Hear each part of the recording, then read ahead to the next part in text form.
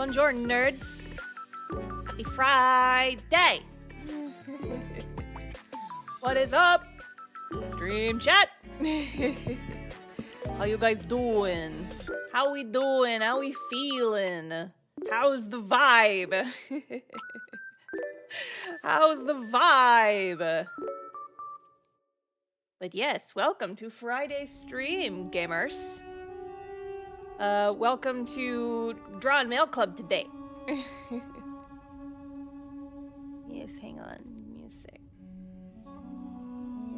Let me do something real quick.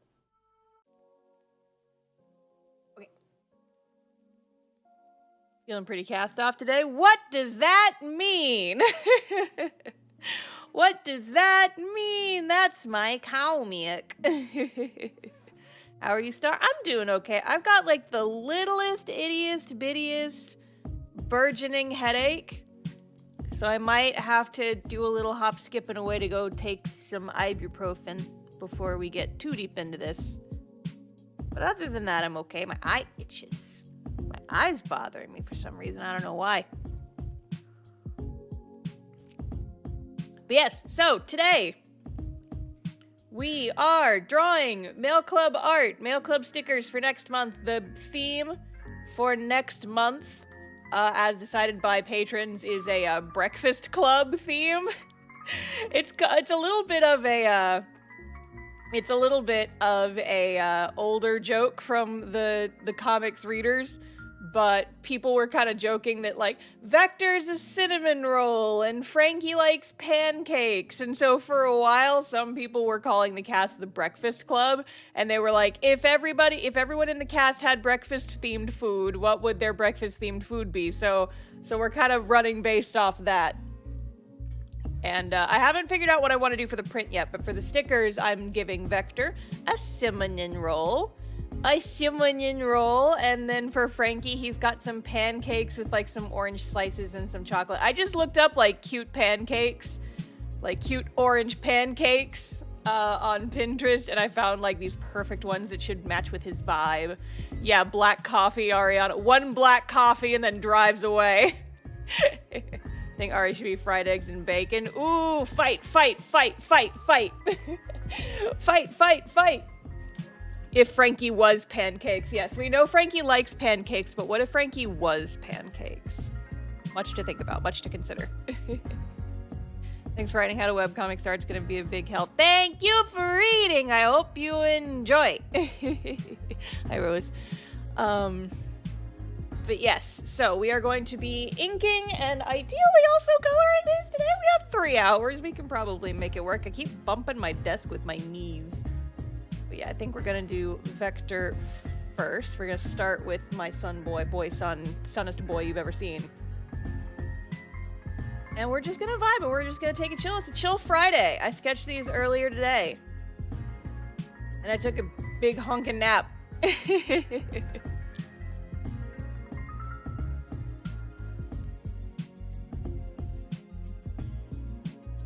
I hope you guys are all having a nice Friday. Marina feels like a crepe girl. I could see it, absolutely. Like one of those fancy crepes with like strawberries and ice cream in it. Or French toast. Marina could also be French toast. French toast is fancy. I love French toast. In the fight between waffles versus pancakes versus French toast, I'm a French toast person, personally. Waffles are a very close second. It kind of depends on how I'm feeling that day, if I'm being honest. Because if I want something a little crunchier, I'll go waffle. If I want something a little softer and sweeter, I will go French toast. That's the vibe.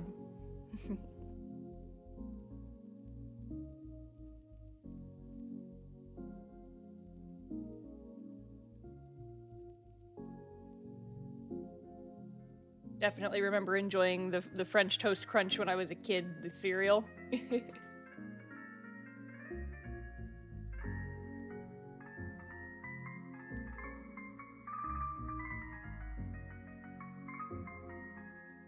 y'all unironically eat breakfast. I am one of those breakfast foods at all hours of the day type of people. Breakfast food? No, that's anytime food. I will eat French toast at midnight if I feel like it, god damn it. It also helps that I'm one of those people that I have to eat breakfast or else I get massive stomach cramps. Because I get stomach cramps when I get hungry, and so if I don't eat within like an hour of waking up, my whole body rebels against me. Which is fun and normal.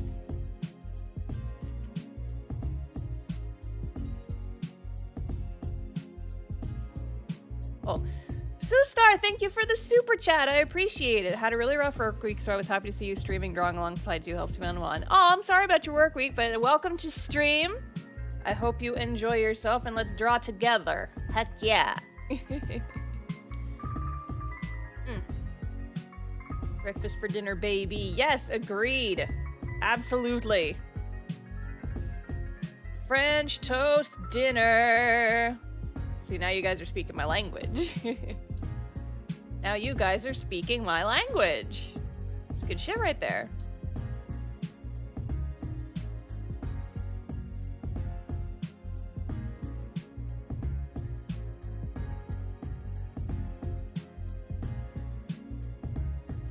Who's committing crimes? Oh, it's Milo.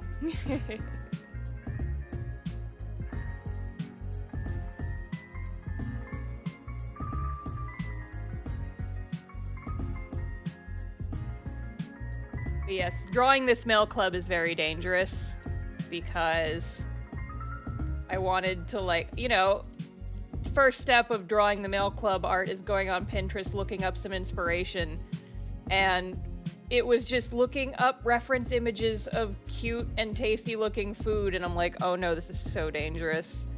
This is so dangerous. I'm so hungry now. I'm hungry.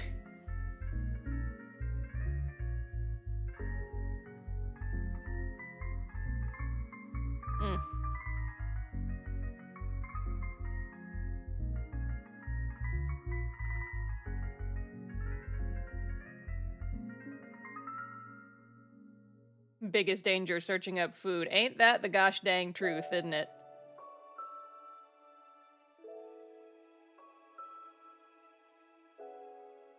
I'm trying to suss out how this kind of like little wrapper would be arranged, because you don't want to touch the cinnamon roll with your bare hands or else you get the frosting all over it and it's sticky and gross. My sweet boy would have better food etiquette than that.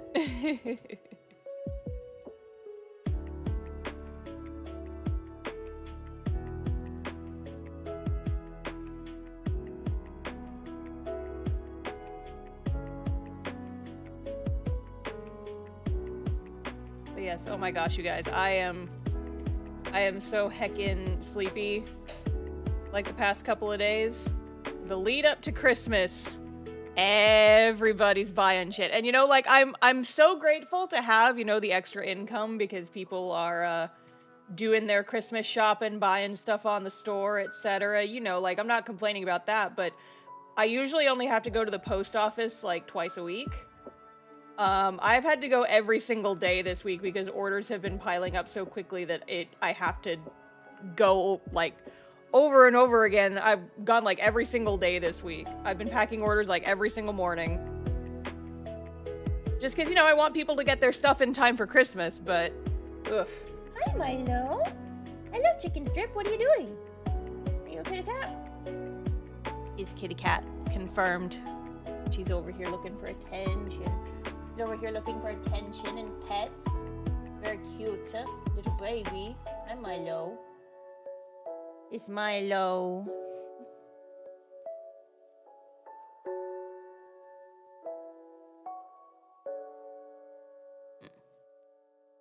Milo the Menace. Yes, she is over here. She is here to scream and look cute. And she never runs out of either. Yes, hi, Milo. Do you want to be a lap cat? And I don't have the lap blanket down, so your spoiled little butt can't sleep on my lap. Give me one sec. Give me one sec. I have to put I have a lap blanket that she likes to sleep on, but she won't get in my lap unless I put down the lap blanket. She's a spoiled little potato butt. Yes, she is. Hi. The lap blanket has been placed in the lap. She is now happy. She's wagging her tail and thunking into my face. Hi, Milo. Hello, chicken strips. Hello, chicken strips. How come Molly is never around? Molly's around sometimes. She showed up on the last stream. It's just that Milo is the one who is, more of a menace, more up in my face. She is making biscuits on my lap now. Hi, baby. Hi, baby. Hi, baby. Even the button is a roll. Yeah, so I kind of designed the outfits to have some loose motifs of whatever food their breakfast club food is. Milo, you're so cute. Can you lay down? Can you lay down? Or are you just gonna circle on my lap and be a menace? Yes, she is.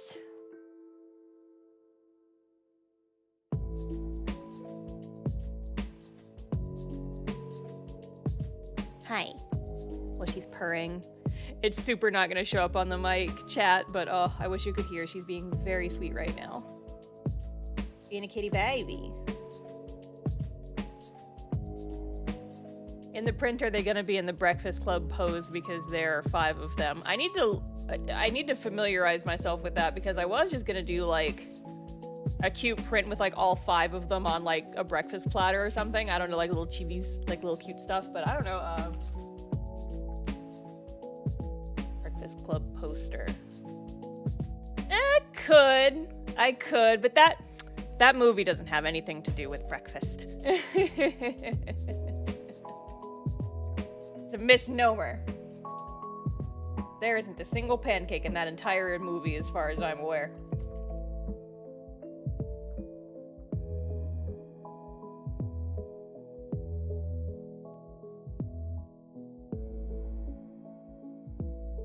Hi.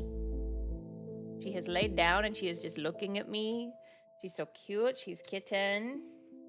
You guys are getting the kitten commentary experience right here. She do be making biscuits.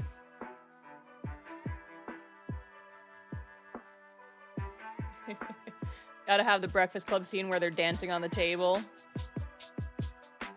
As if they would ever be that jovial. I can't let my characters have that much fun.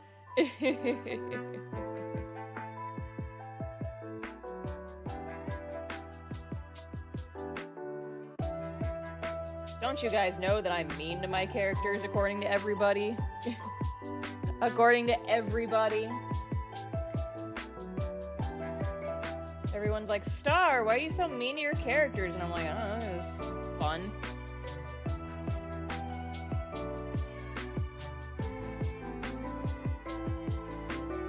Oh man, you guys,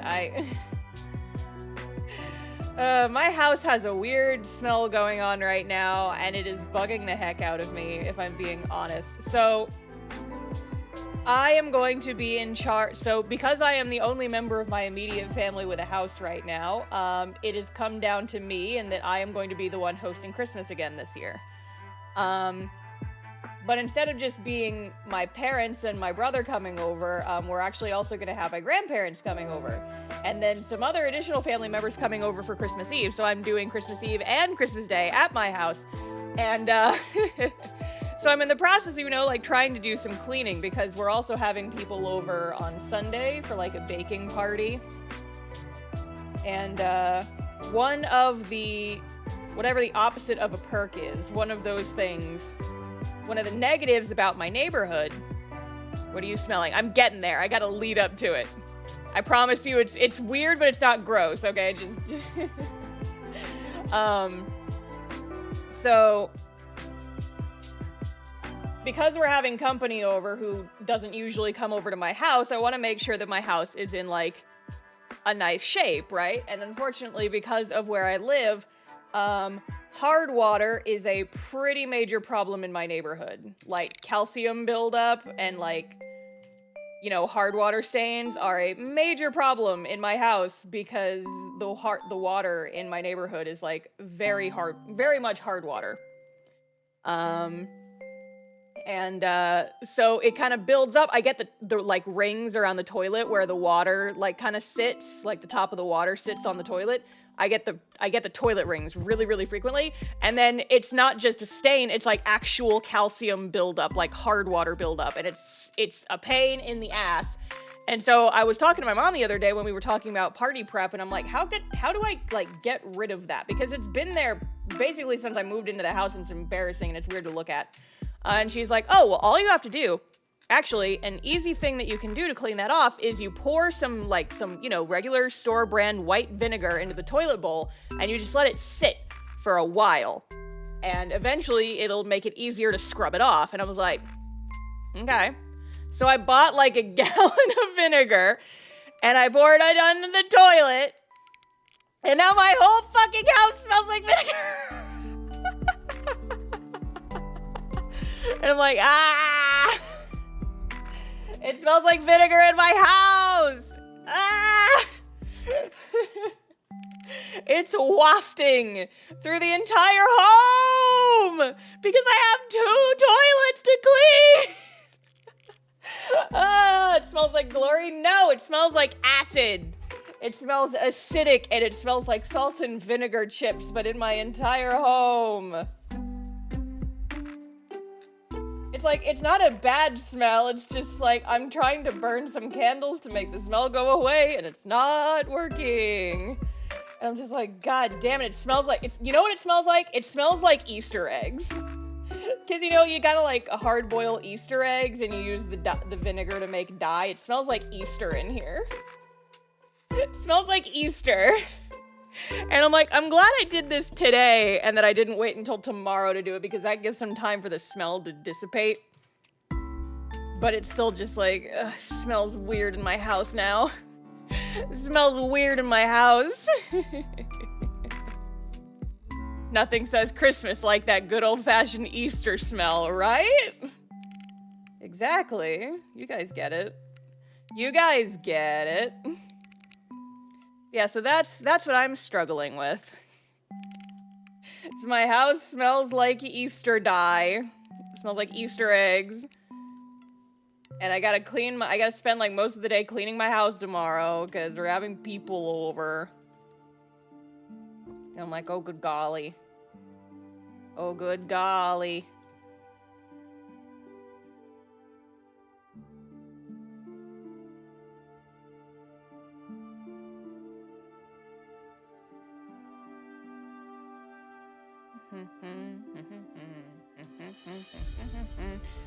Yeah, so, hopefully the smell goes away here pretty soon, because it's stinking up my whole damn house, but you know what? At least, the good news is it did work.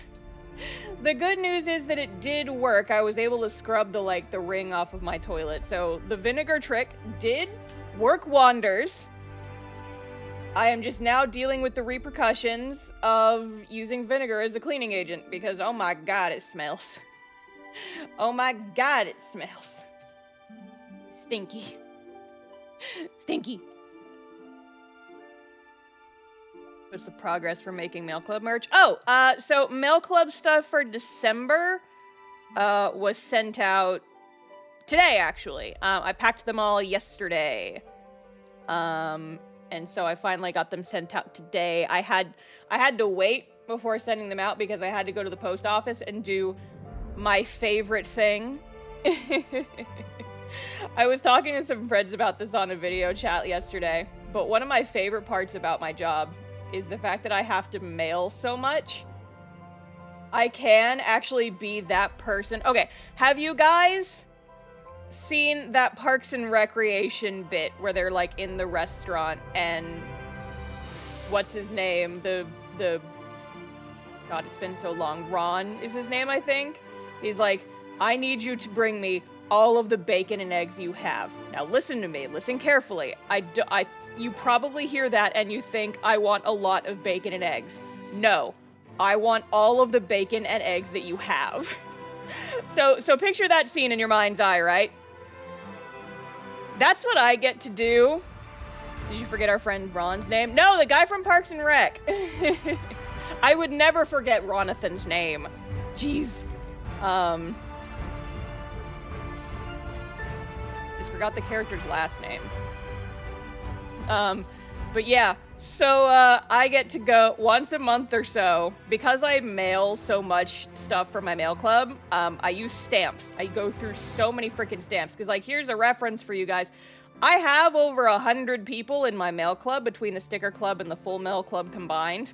So I have to mail out something like 90 letters, and then 90 of like the full sets, and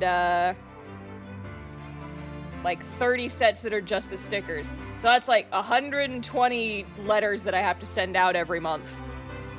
Thank you guys for joining my mail club, by the way. Swanson! Ron Swanson, that's what it is, thank you. Which means I go through a whole fucking lot of stamps, and a lot of those people are international. But fun fact is that if you can use, your post office should have something called international stamps, which is just like a forever stamp, but it's for mailing outside of the country. They're a little bit more expensive to cover the cost of shipping out of the country, but you can buy international stamps and just slap them on your package, and they work just like a regular stamp. They're very convenient. And so I go, because I mail so much stuff in letters for my mail club, about once a month or so, maybe every 2 months or so, I get to go into my post office, small town post office, and just stroll up to the front desk and be like, give me all the international stamps that you have. I don't want a lot of international stamps. I want all of the international stamps that you have in this building. And then I buy all the international stamps that my post office currently has in stock. And I got to do that today. Because it was Mail Club mailing day and I ran out of international stamps.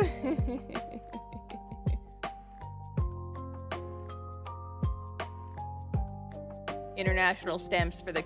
If you join my mail club and you're not in the US, you've seen my international stamps. They're like round. They usually have flowers on them. They're neat. How much did it cost? It was like 50 bucks. The international stamps are a little bit more than $1 each. I spend so much fucking money on stamps, you guys, it's not even funny. It's one of the parts about being an independent artist that people don't warn you about, is how much fucking money you have to spend on stamps! I strolled into the post office today and spent like $50 on stamps. And I'm probably gonna have to go back and do it again later because I also I'm running low on just regular forever stamps. But there was a huge fucking line at the post office today and I didn't want to hold it up more than necessary. See the mail people being like, oh, we just ran out of stamps. She's back. Yup. Yup. No, I'm somewhere between a folk legend and a cryptid at my post office, I'm sure.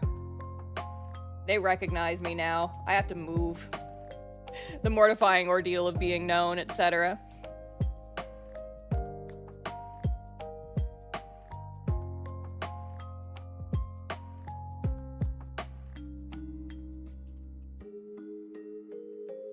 Yeah, so all that to say, December Mail Club has been shipped out. I ordered the stickers a little bit later than usual this month because Thanksgiving meant that my supplier was closed for a couple days. But they're finally going out, and I wanted to get the December stickers done soon so that I could put my order in for them, but I'm not sure. These might also get a little bit delayed because of, like, you know, Christmas and stuff, so we'll see. Now that I'm ordering stickers from a manufacturer, I've been trying to, get my stickers done sooner because it takes, like, about 2 weeks to get the, stickers made.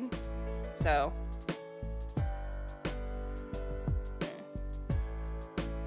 I'm trying to get them done sooner so I can have them ordered and have them arrive sooner.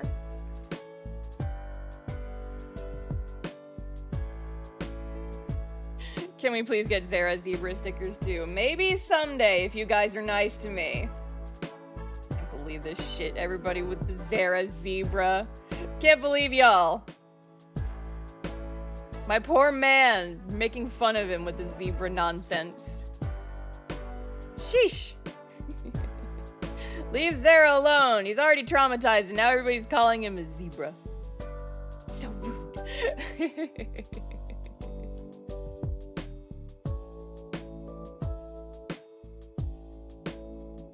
Zebra Y sticker is so funny. Shut up! Shut!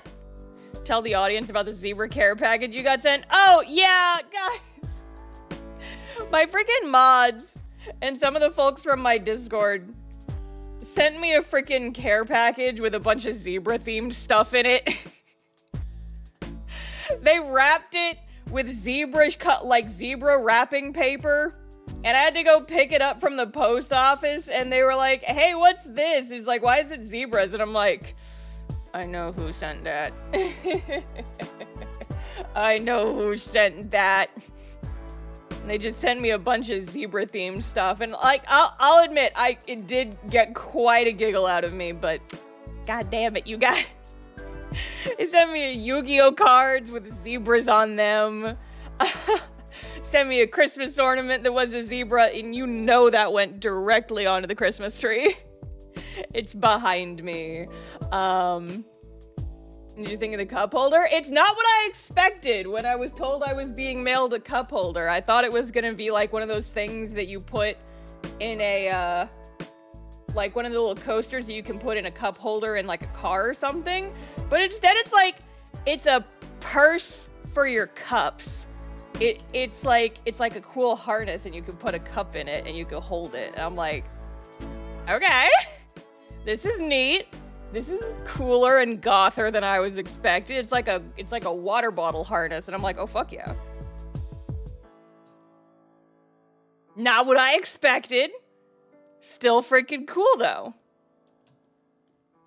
I put it somewhere. It's over on my desk somewhere.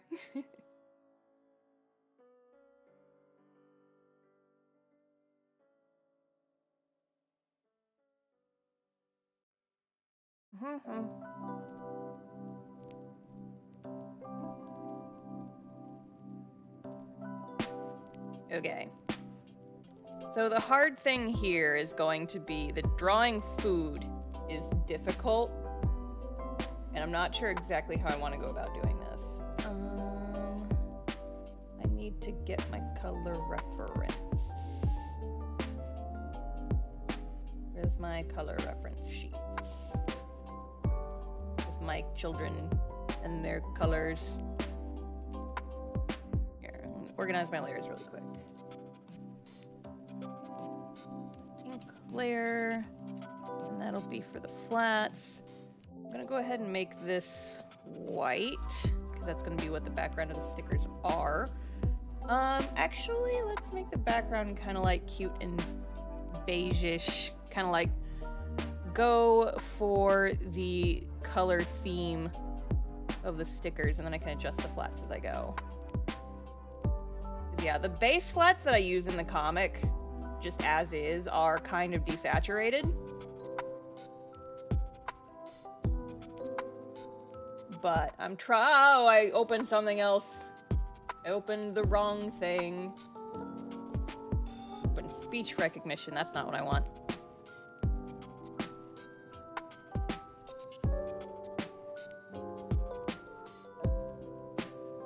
But yeah, I mentioned this in the short that I made talking about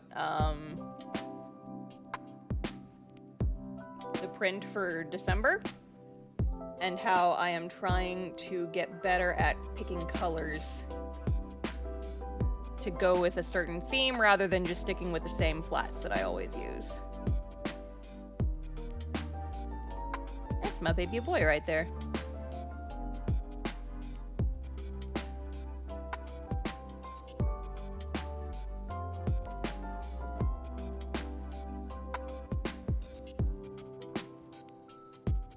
Give him some brown little shoes, little bakery flats. He's a cutie.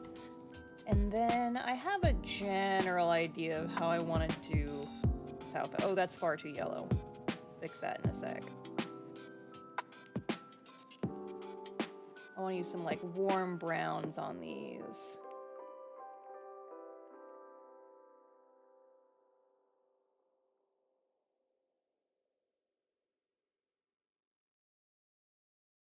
Kind of like that. Because the idea here is that I kind of want to make his outfit, the colors, also be kind of similar to a cinnamon roll. Because I think that would be cute. Some nice rich browns. Kind of match the vibe. And see, like, I've already done a bakery-themed mail club in the past.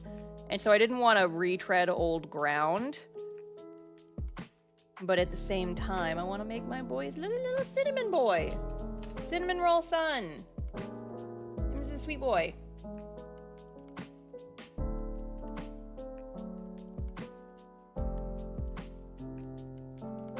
Oh yeah, but the shirt is still too yellow. Let's fix that.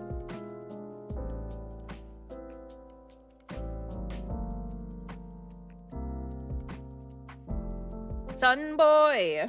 There we go. Give him his little barrettes. I just think he would look cute in hair clips. Fun fact, my enjoyment of putting Vector in hair clips comes from a very specific character design. Anybody here play Harvest Moon Animal Parade as a child? Did anybody else play that game? I cannot have been the only one. I was very into that game as a child. And I never... Harvest Moon, you know, it's like a farming sim and stuff, and there's marriage candidates and stuff. And I never actually married this character, but there's a character in that game named Chase. And he has, like, red hair and the little barrettes. And ever since then, my brain chemistry has been changed. I'm just like, oh, that's cute, though. Oh, that's cute, though. So now I just enjoy putting my boys in hair clips. Because it reminds me of a character that I never actually romanced, but that I think about from time to time. Is like, yeah, that's a good character design. That right there? That's good character design.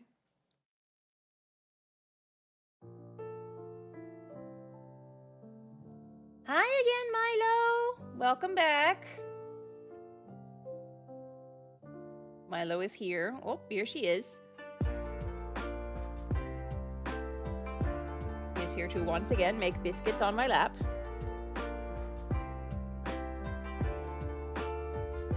Yeah, so basically when I was designing these outfits, I wanted to like include motifs from their food of choice. So Vector kind of has like these little designs. I think what I want to do is I'll make the belt parts of the apron a slightly darker brown.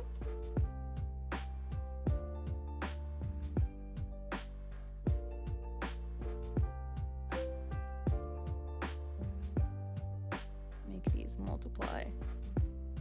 So it kind of, you know, it's a little bit looks like kind of the brown parts of the cinnamon roll. I don't know, I think he's cute. Is there a way I can get these without being a patron? So these are the stickers for January. So if you wait until January to be over, I will have the leftovers in my shop. But there will be a limited supply of them.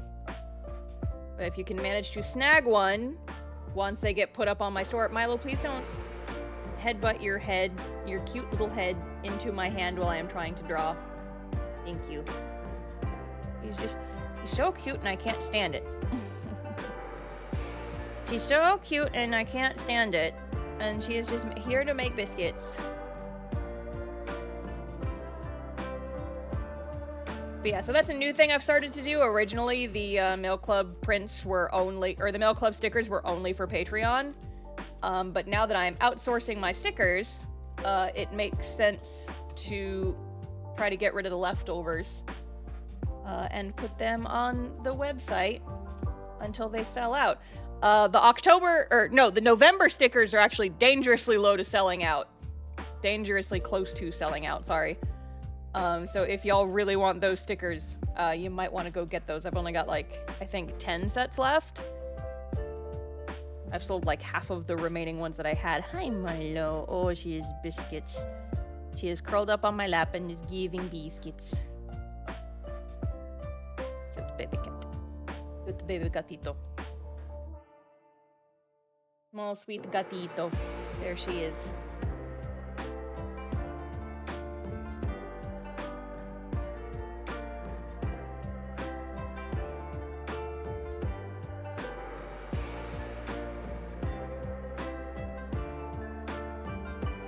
Every morning when I first wake up, I sing a little song to my cats because they like to scream at me until I feed them. And I'm like, "There's a baby kitties."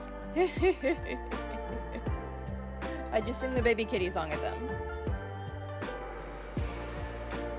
All right. So it is now time for rendering. But first here, let's do our usual little magic trick. Oh, that's the wrong button. Oh no, there's so much dead space behind my line art. I sure wish that there was a way for me to fill in all the dead space behind my line art quickly and easily. Anyway. It's the green brush! Green brush alert! Green brush alert! Oh my god! Green brush crimes! Green brush crimes! Let's go! Okay, here. I need to pop open my reference pictures. Or cinnamon rolls. Cinnamon rolls. It's the green brush! Oh my god, it's the green brush! Magic green brush! Oh my god! Green brush jump scare!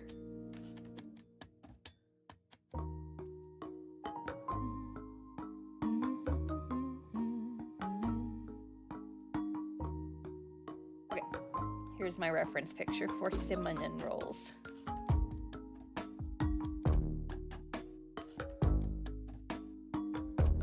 Gonna use that as a color reference. Look at my sweet son! I love him.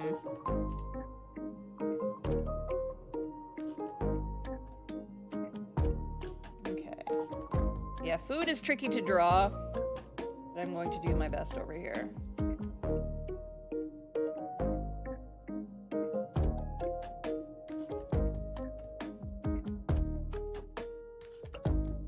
Make it look nice and tasty.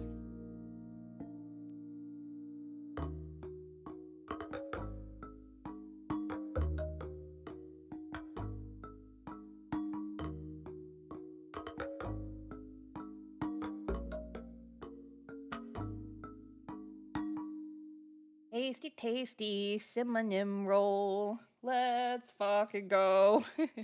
I'm very coherent. Why not use the sub view? Because I'm already using the sub view for stuff. This is just a little bit easier.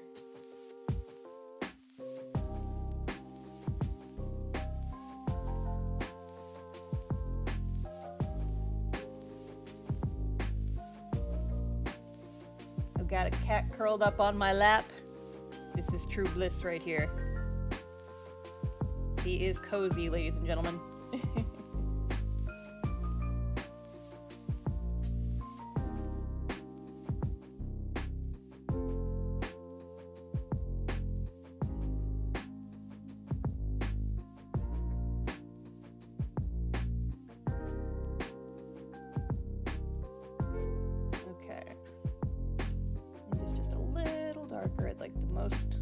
Darkest recesses of the cinnamon roll.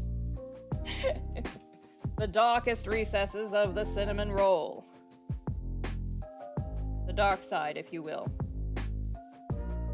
That looks surprisingly good. Heck yeah. Alright, now we gotta do the frosting. Oh, and cat's gone. Bye, cat.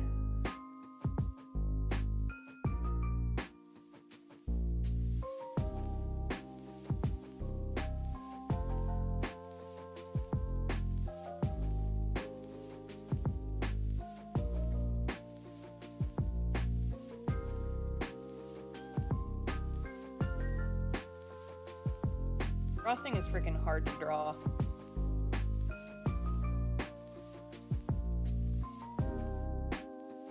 This is coming out pretty well, though. I'm zoomed out. Yeah, it looks like a cinnamon roll, doesn't it? It looks like a cinnamon roll. It looks like a tasty cinnamon roll, yeah, right? Yeah.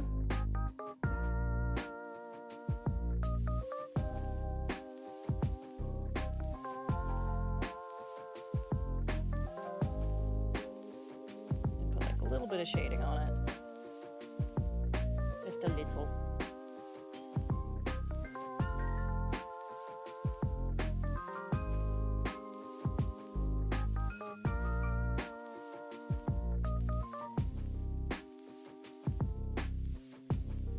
There we go. Now my blender's working.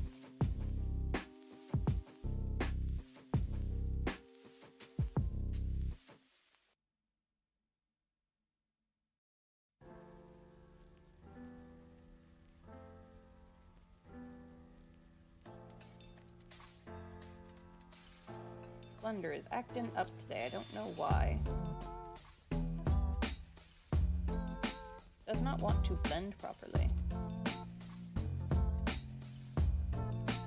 Stop making me hungry. No! You're in this with me. I'm the one who has to draw cute food stuff. I'm making all of you guys hungry with me.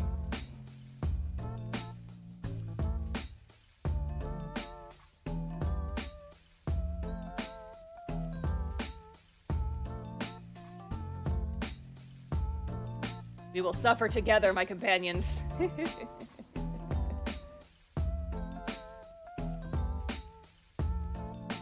That's cute. That looks like a cinnamon roll, right? That looks like a little cinnamon roll. It's going to be very small, but it's going to be very small. But it's still visible. And I still have to draw the cinnamon roll that's going behind him, and that one will be much... This is the warm-up. Here, let's go ahead and do his eyes next.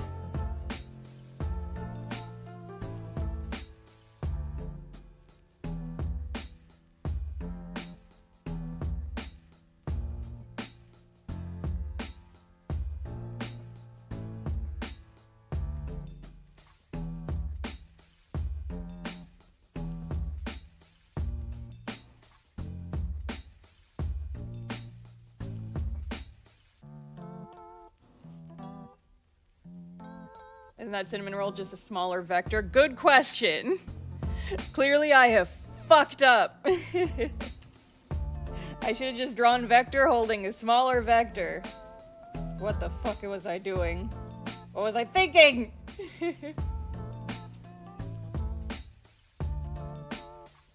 Vector shaped cinnamon roll. I saw some cute stuff while I was looking at Pinterest. They had like I saw like bunny shaped cinnamon rolls, and I'm like, oh, that's so cute. I wish I had thought of little vector shaped cinnamon rolls. That would have been adorable. But I've already drawn like a Frankie shaped pancake. I did that for a previous mail club. Or a large cinnamon roll holding a small vector. Oh no.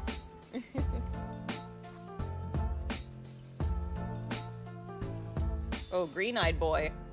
Green-eyed boy.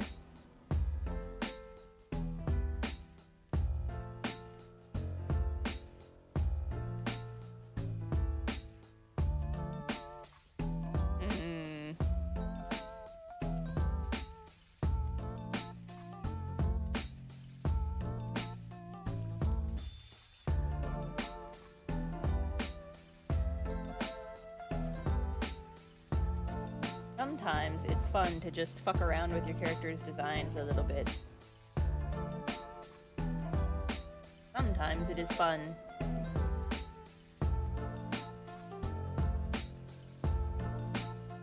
One mail club month is a color swap / roll swap AU. I have drawn that before. I'm not sure if folks are interested in that, I might put that on the bracket for future mail clubs, because that could be fun and interesting. Here, I'll put that on my potential topics list. I'll go ahead and do that right now so I don't forget, because you guys know I'm always looking for more ideas for future mail club themes. So I gotta do one of these every single month.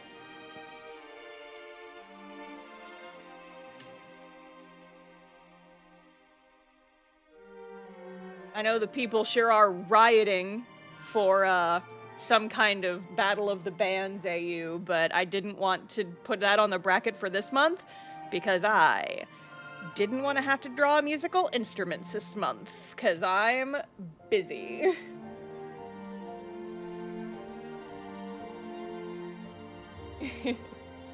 That's on the list eventually. I want to draw that in the future too, but not this month because I'm busy.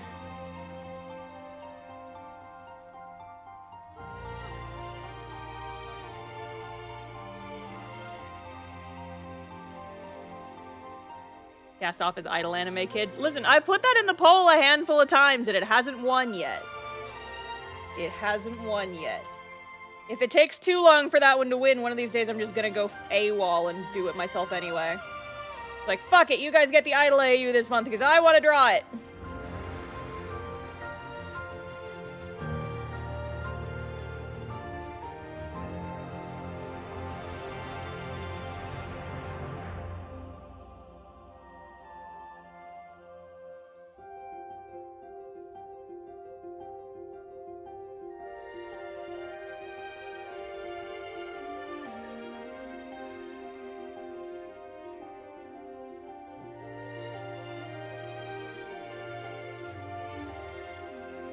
There was an old drawing of the trio in Idol anime dresses, if I recall. Yeah, that was back when I was real into the Idolmaster Cinderella Girls mobile game. I drew some fan art of the characters wearing some of the outfits from the game. That was a long time ago.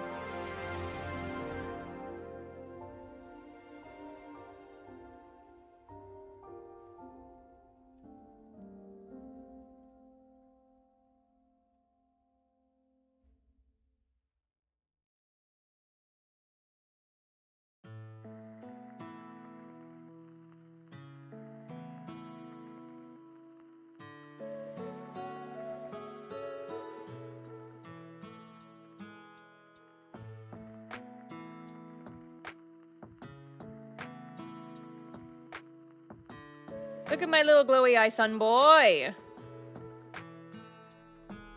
Sun boy, boy sun. That's my boy right there.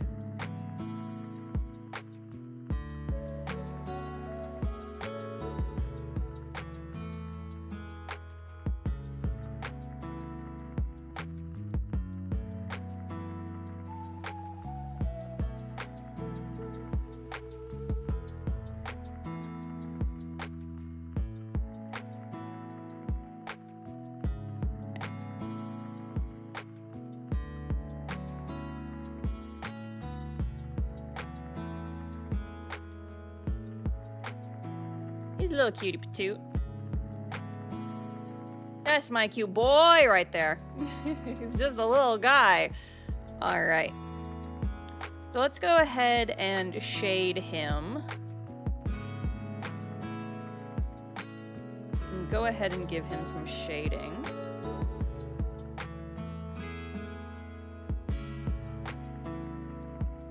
And then we can come back and do the background cinnamon roll. Oh no, I destroyed the colors! Oh no, what have I done? Oh, they're all gone! Don't worry, gang, the colors will be back in a moment. Colors are taking a break. Right now, it is shading time. I don't do it every single time I color, but making the background like a lighter color, like a white or a gray, makes it easier to tell if I have forgotten to shade an area.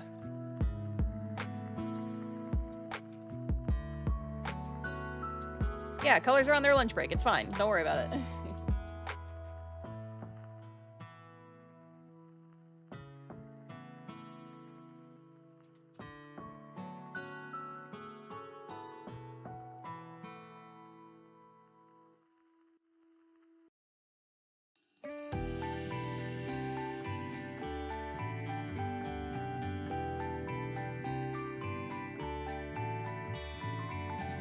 Yeah, your girlie has had a productive couple of days. I don't know if you guys have noticed But I've been making more shorts of my like gaming stream highlights, and I've been posting them on my second channel, my gamer channel, as some might call it.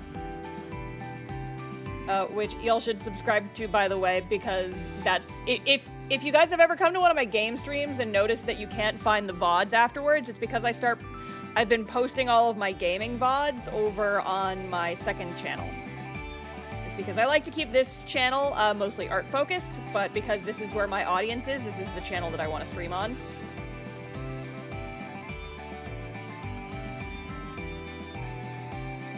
But yeah, so I've been trying to, you know, like kind of get back into the groove of making shorts occasionally. So I posted one today, and I posted a couple this week. Did you guys see them? Did you like them? Did you think they were haha funny chuckles, etc.? Because I just want to start getting more. I would love to get more people coming to my gaming streams. Because, you know, like, I get a lot of people coming to my art streams, and I do appreciate you guys. And I understand that, like, art is my main gig, so of course if I'm going to be streaming art, that's what people are going to be most interested in, right? I'm not unaware of that. But I would love to also get folks watching my gaming streams while I'm live and such. Because I like doing game streams, and I would like to do them more often. But if I want to do them more often, they kind of have to... It's the hard reality that they kind of have to be worth my time. Hair flip influencer.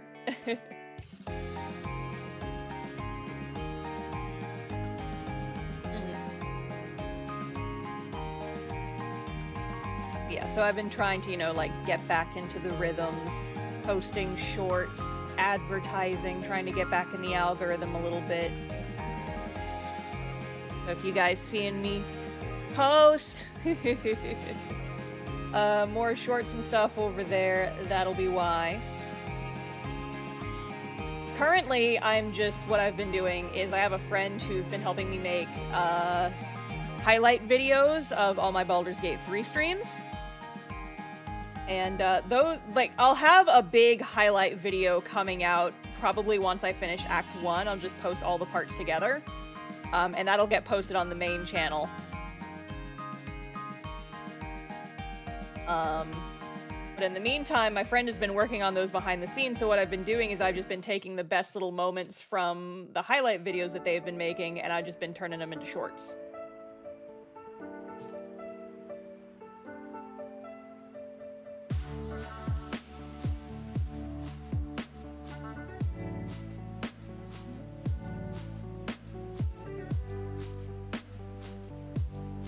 And then I am also in the process of, I scripted a few last night. I want to start getting back into making more like art related shorts and just like mini story times and things of that nature. I scripted a few of those last night, and so I'm potentially I probably won't have time this weekend if I'm being real. But eventually I will have a few more of those because I would like to get back in the swing where I have like a large backlog of shorts and stuff that I can just post regularly. Because that's what I had over the summer, and it was very nice that I was just kind of posting shorts on the regular, and I want to get back into that.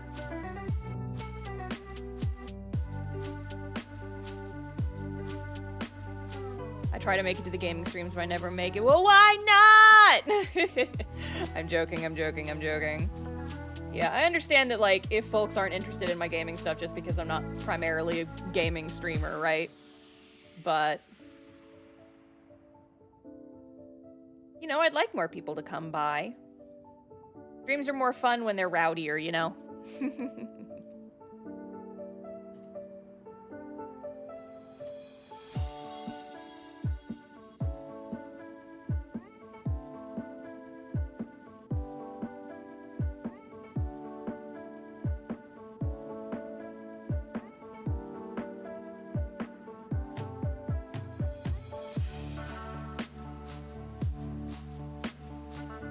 Rowdier, does that mean I can bully you? No!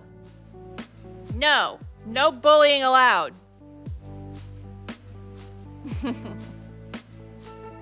Rude, absolutely not.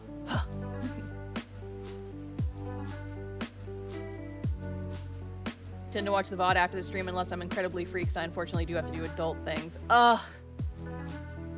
stupid adulthood, making people not able to come to my streams. How dare!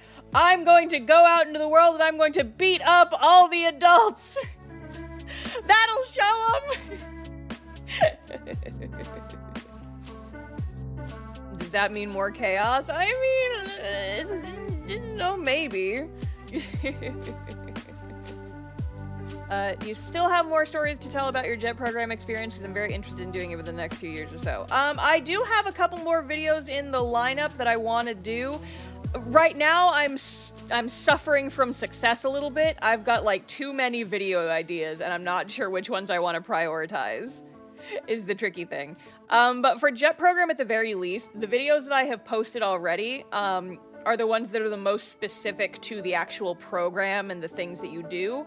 So the next Japan video would be one talking about like just the experience of living there and what living in Japan was like versus, you know, living in the States as I'm used to. And then I want to do a video talking about like some of the traveling and adventuring I did while I was there, where I will finally get to tell the story of how a woman on a hike told me that I sound like the YouTubers her kids watch play Minecraft. Which felt like a destined encounter, honestly. Do I play Minecraft? No. Am I a streamer now, like semi-professional? Technically, yes. A destined encounter, one might say.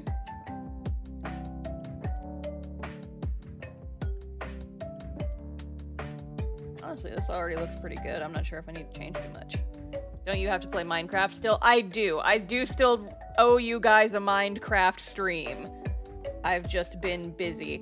I was looking at the calendar, and I'm not sure if I'm going to be able to stream next week hardly at all. No, I'll be able to stream next week, but the week after, I'm probably going to take like the last 2 weeks of the year off because it's going to be Christmas and then lead up and then stuff. So next week, Baldy Gates is going to be the last game stream for a bit.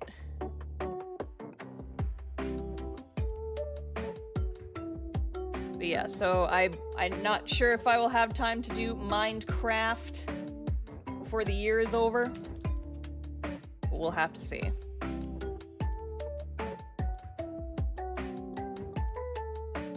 I am definitely, at the very least, still planning on doing it. It's just a matter of finding time in my schedule. You know, my house smells like vinegar! Oh, I just smelled it again, and I'm like, my God, it smells in here! It smells like Easter in my house! Ugh. Are you guys still doing the What's Left of Us stream? Yes, we are still streaming What's Left of Us at the end of the year. It's just, that's not on my channel, so I don't have to worry about it. That one's not my problem. I have to show up to it, I guess, but...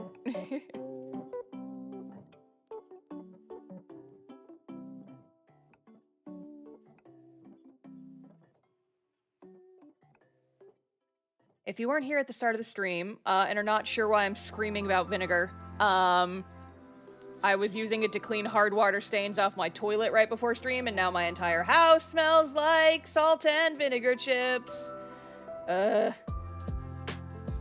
Gross. Stinky.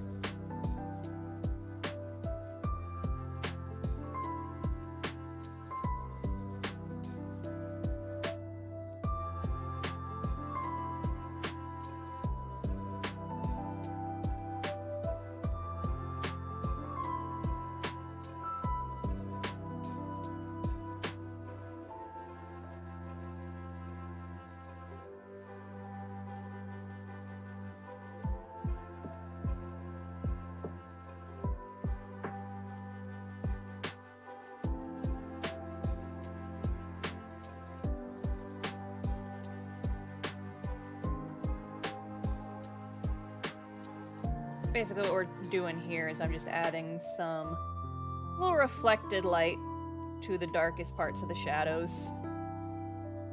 Make them kind of stick out a little more. There's, you know, color theory and science behind it, the main color theory being that it looks cool! Yippee!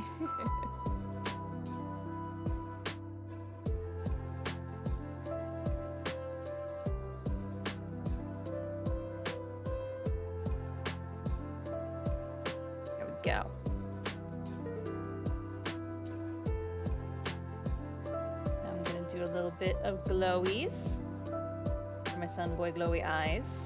Glowy eye sun boy.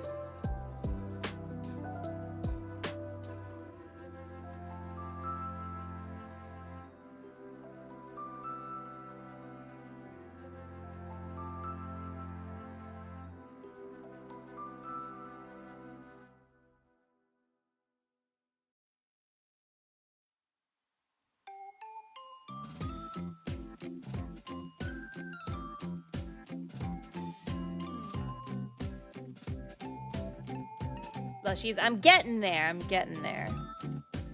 Gonna do that next. Because yes, he does need his blushies.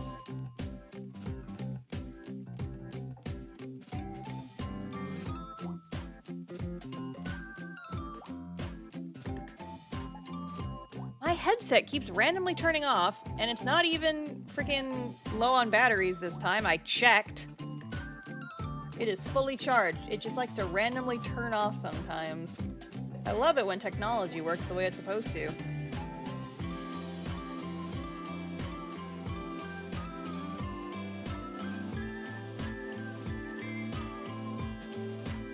Baby boy blushes. There he is. That's my son! Okay, we still need to do highlights though. So let's do that next. Very yellow highlights.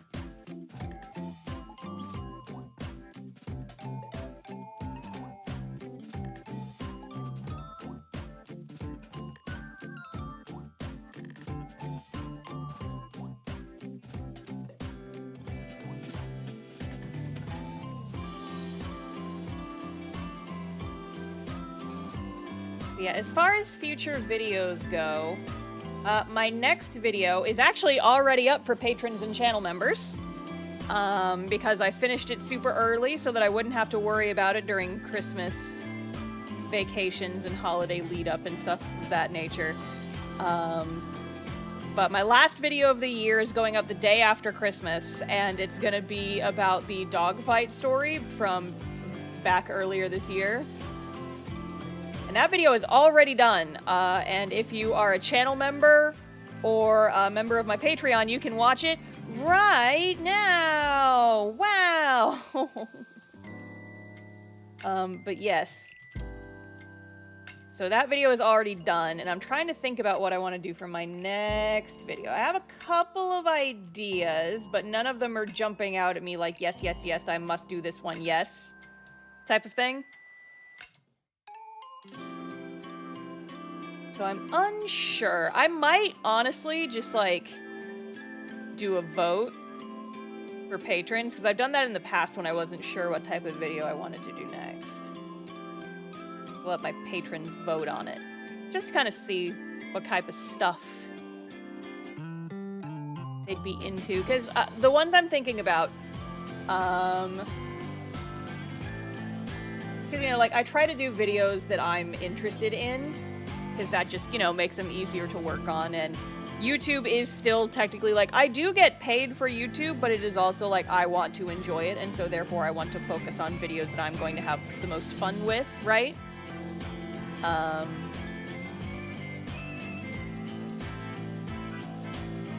So as for the ones I'm thinking of,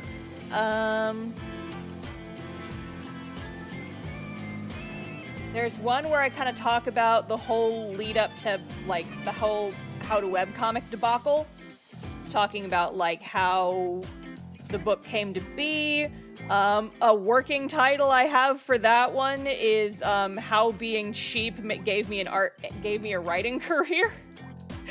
Or something along those lines, because it's really funny how it's just, you know, like, I didn't want to pay for weekend passes to go to anime conventions. Butterfly effect, Jenga tower meme. It turned into I now have a career as a writer because of that. Oopsie frickin' doodles, right? Stumbling into success like I do with literally every single one of my 12 jobs in a trench coat.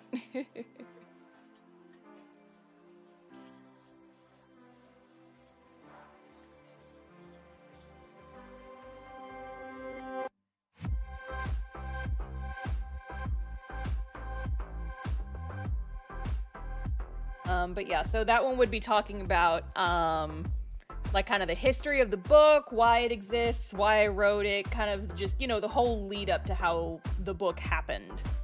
Because I think that would make an interesting story. I have written a short about it in the past, like that whole lead up, that whole scenario.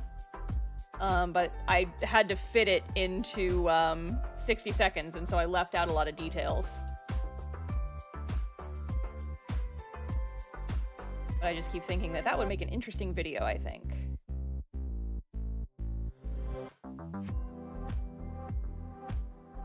Then there's the next part of the Japan Stories video series that I could do. It's another option, another potentiality.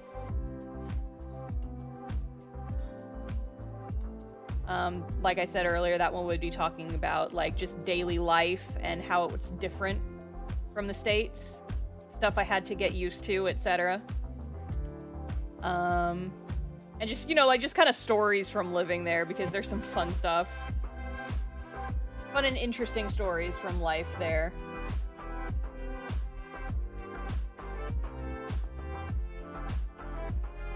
What else? I know that everybody's clamoring for the Artist Alley 101 series that I said I was gonna do. But if I'm being super honest, I'm not like super motivated to talk about that kind of subject right now.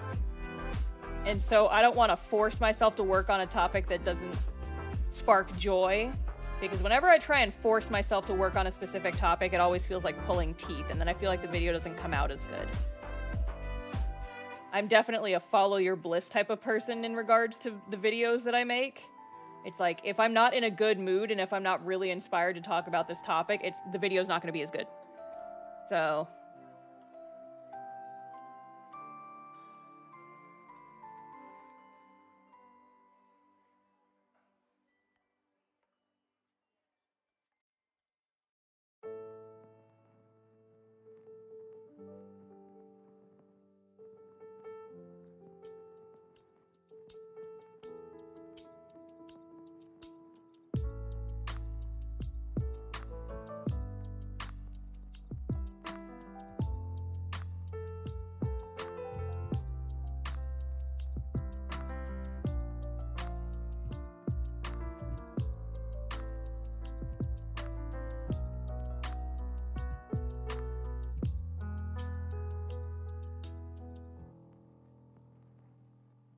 Artist Alley hiatus, how long do you think it will be? It will be until I'm not tired anymore, which could take a while.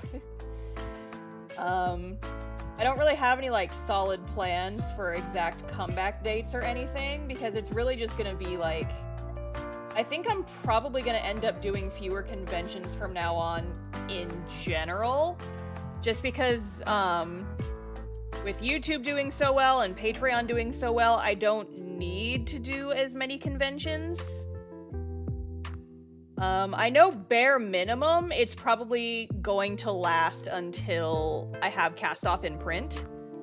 Because my goal next year is to focus on getting the Cast Off Kickstarter done, getting the Volume 1 books finished and ready. And so I don't want to really start committing to cons again until I have that all sit and sorted.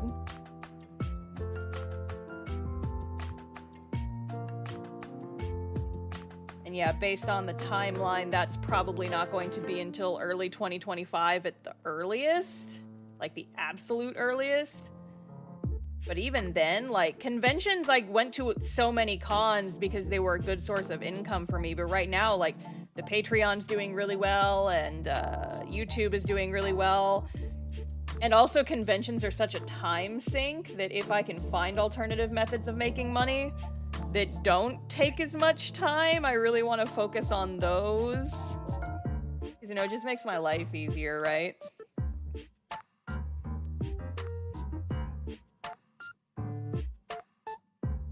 Does this look like a tasty cinnamon roll, you guys? Does this look like something you want to eat? Tasty, toasty cinnamon roll?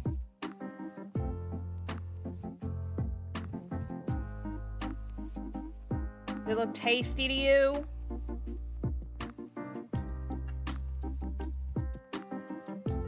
Tasty, delicious cinnamon bun. Sits back from looking at my screen. No. Well, clearly it means I'm not doing a good enough job if you don't want to eat the screen. I just have to make it look even tastier. Yahahaha. That's my evil plan all along.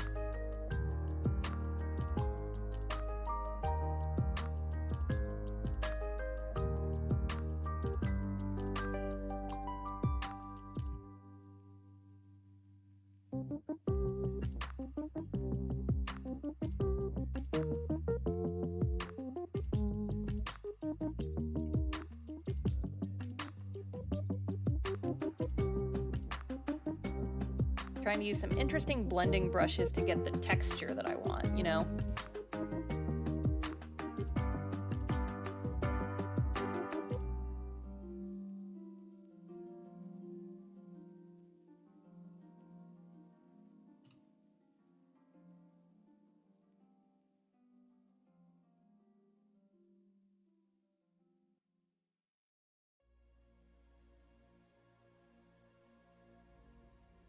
The outline a little bit rougher,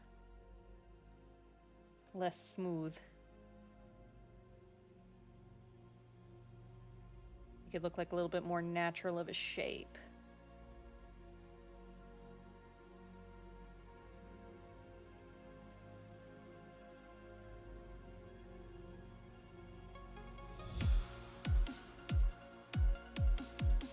Okay, I think that looks good.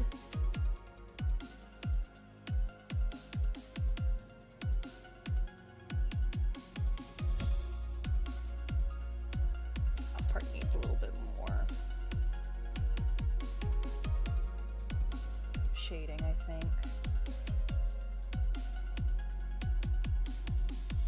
And a shading on the sides a bit. You don't want to smooth it out too much because then it's going to look like a cloud. It won't have any definition.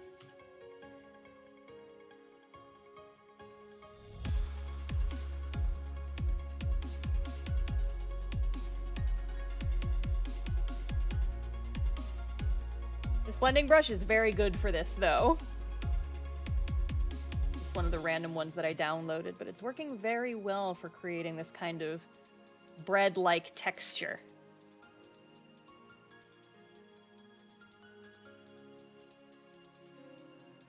Alright, and now it's time to attempt the frosting again. Here, let me grab the colors that I already used and know work well.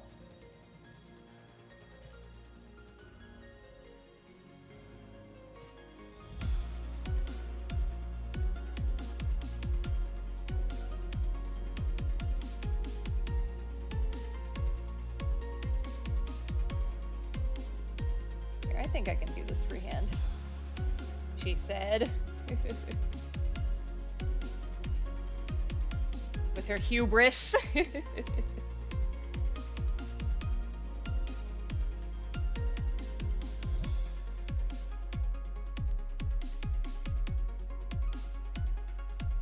Got to look like tasty frosting.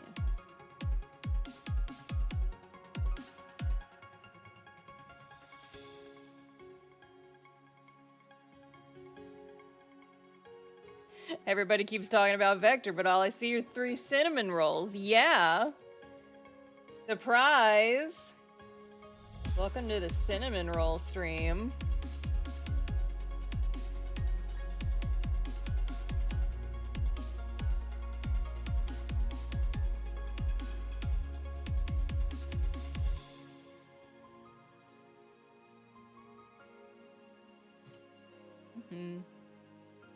You know the great thing about cinnamon rolls and their frosting? It's not perfectly symmetrical. You are so right.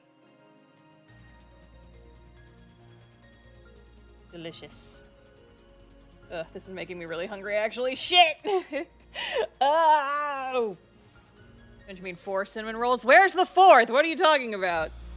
1, 2, 3. What are you talking about?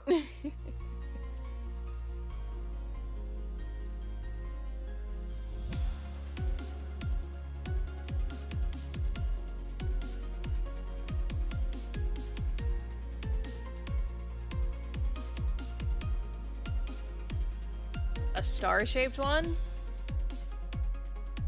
I think I... What are you talking about? I don't get it. Ah! They were calling you a cinnamon roll. What?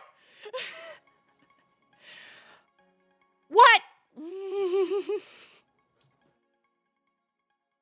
What? I'm not a cinnamon roll. I'm way too ornery to be a cinnamon roll. What are you talking about?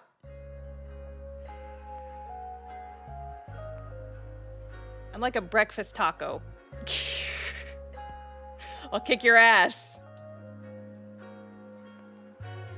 I don't know what the correlation between those two things are, but don't worry about it.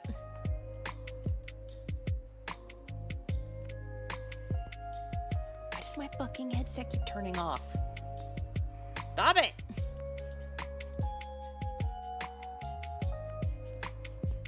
You're the cinnamon roll that didn't get cooked all the way through? Is that a joke about me being white? I'm joking, I'm joking. It's like, listen, I know I'm pale, but hey! I don't have a doughy center. Fuck off.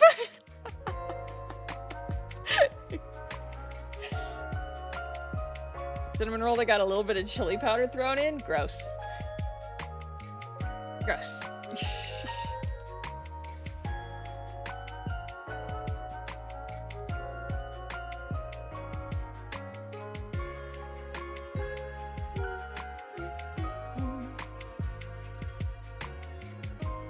Okay, and then the shading color I used was this kind of like orangier one.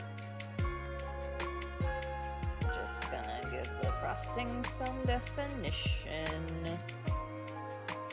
And if anyone ever says anything sus about my cinnamon roll frosting, I am deleting my fucking channel and never coming back on the internet. I swear to God. If you know, you know. If you don't worry about it.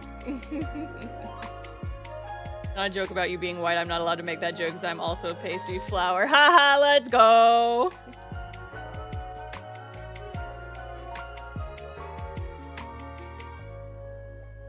I hate that I'm just drawing a cute little cinnamon roll and I have to worry about people potentially being gross in my comments when I post this. Did you draw that frosting with the milk pen? No, shut up!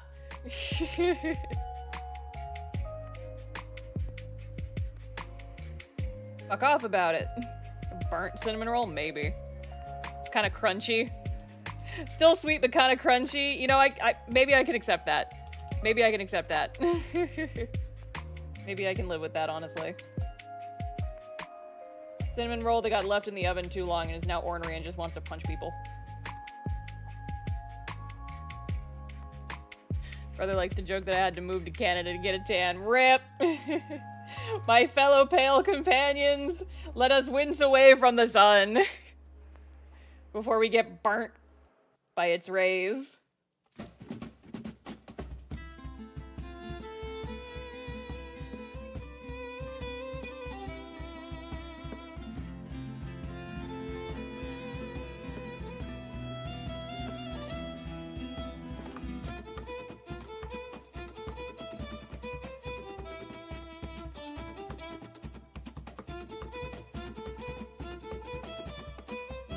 Add some highlights.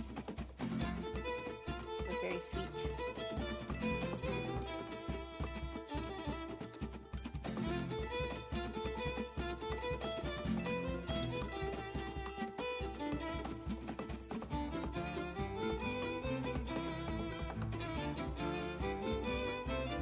Cinnamon roll.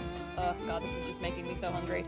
So, fun fact, cinnamon rolls are kind of like my family's Christmas morning breakfast tradition. It's like we do handmade cinnamon rolls on Christmas morning, and so that's like, you know, a week and a half away, and I'm just like, I'm hungry. I want some fucking cinnamon rolls. Ah!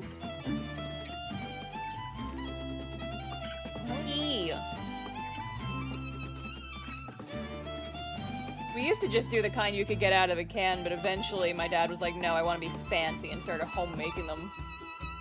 Like, alright, you do you, I guess. They are tasty, though. They are real tasty.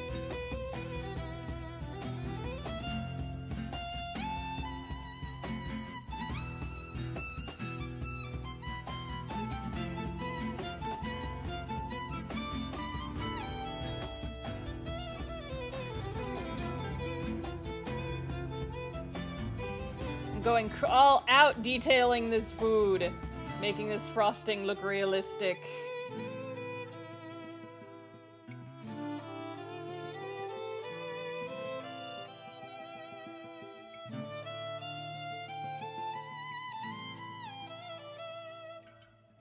I want this food to look like you just fucking shove the sticker in your mouth and just eat it. Am I succeeding?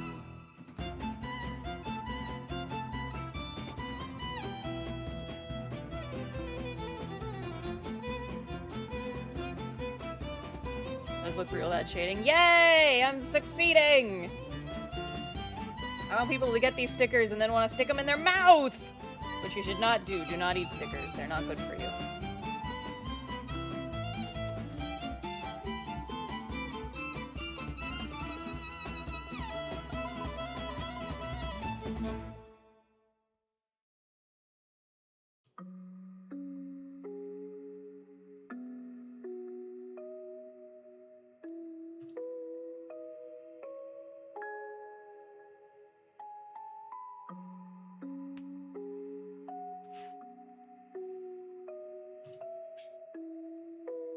Make the sticker edible. I'm not sure if there's a way to actually do that. At the very least, that is not a service that my manufacturer provides, I don't think.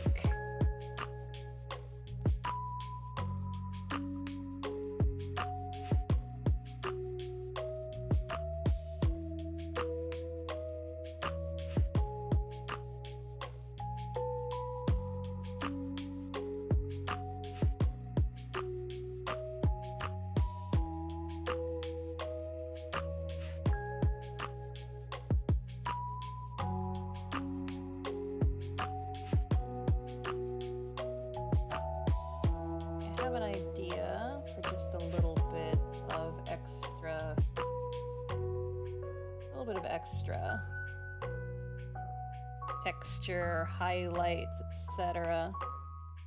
I am gonna blend this out, don't worry about it. Kinda wanna get some high colors on here. Some highlights. Maybe it looks just like a little bit like powdered sugar, which I'm not opposed to.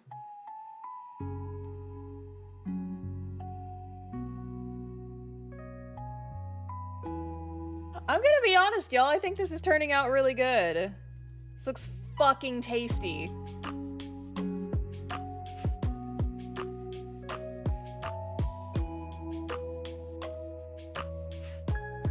I'm a second away from eating my screen. Well, don't do that.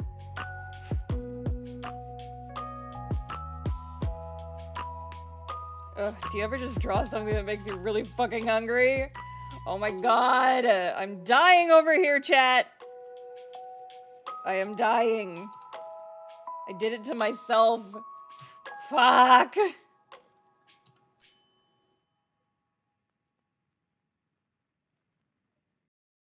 stream is a fucking nightmare. Oh my god, it looks so tasty. Ah! What do I do? Okay. I still have to add like the little blueberries. I'm gonna look up I'm gonna Google image search blueberries really quick to make sure that I make them the right color.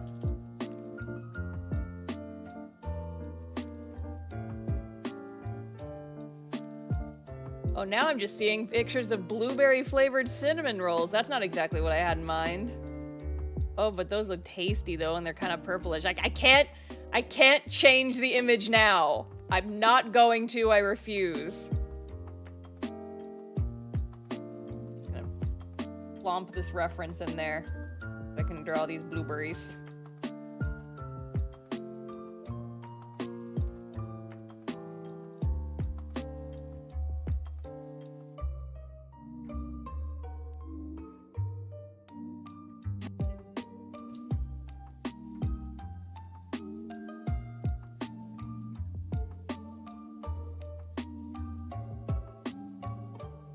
Blueberry cinnamon rolls, everybody.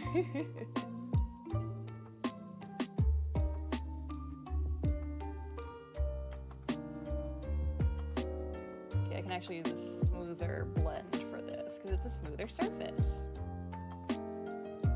I'm an artiste and I know stuff about things.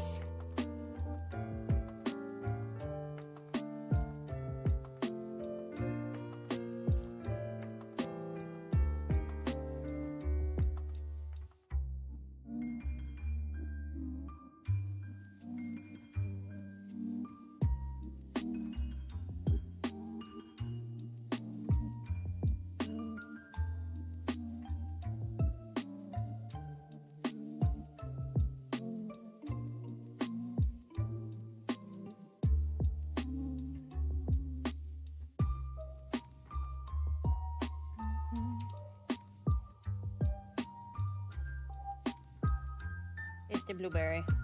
I'm gonna make it a little bit more saturated just for fun, though. Yes. Blueberry.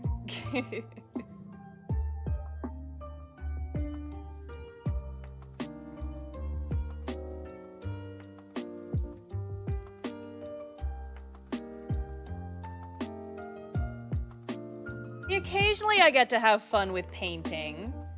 Every now and again, I get to go ham and I get to go a little painterly, which is not something I usually do. It's a little bit out of my comfort zone, but we're having fun here. It's fun. It's fine.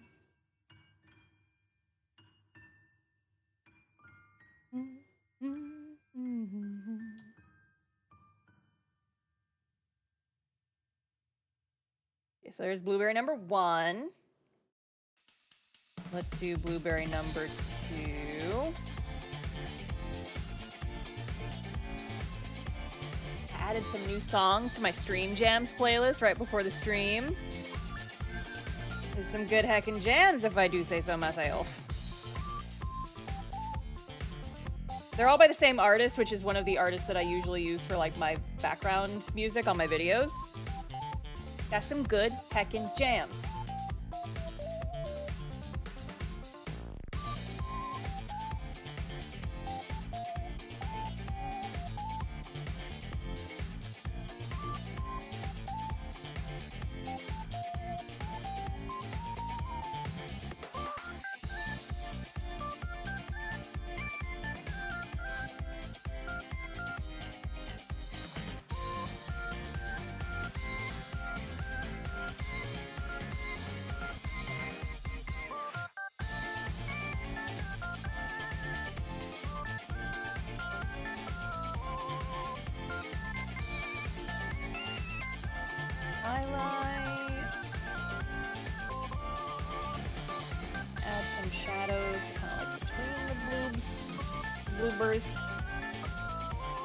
They kind of stick out from each other a little better. This is taking me back to drawing class in college, like still life drawing. I'm having fun with it, which I did not have a whole lot of fun in still life drawing class, so that at the very least is saying something.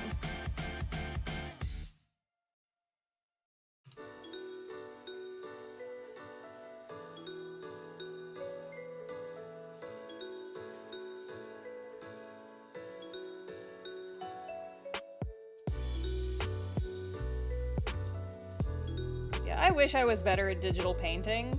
It's just so often I generally don't have the patience for it is the problem.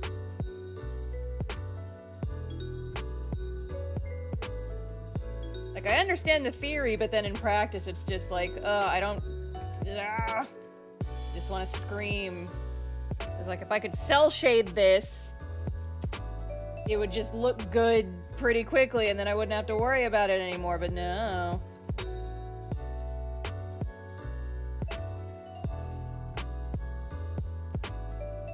So honestly, people who are like actually good at digital painting, they're like gods to me. Like, how the F do you have the patience for that kind of thing? God's damned wizards.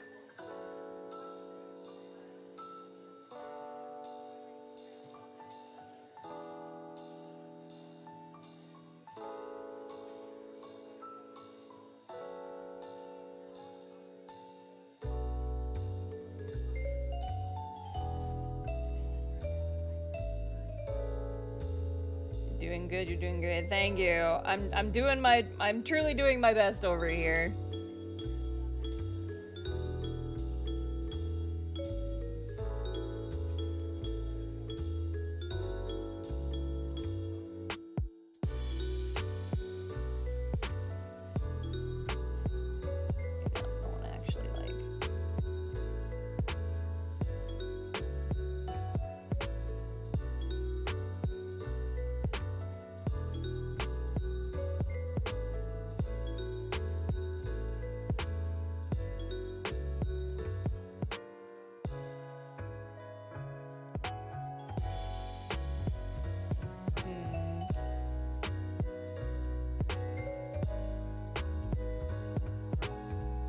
I'm questioning mine if that looks bad to you. It's not that it, I'm not saying that it looks bad. I'm just saying that, like, I don't usually do digital painting. And so, I'm saying that I'm just going very out of my comfort zone compared to my usual. And it's making me a little bit self-conscious. But I don't think it looks bad. It's just not what I would usually go for. And so I'm just like, heh, heh, heh, heh. Don't fuck it up.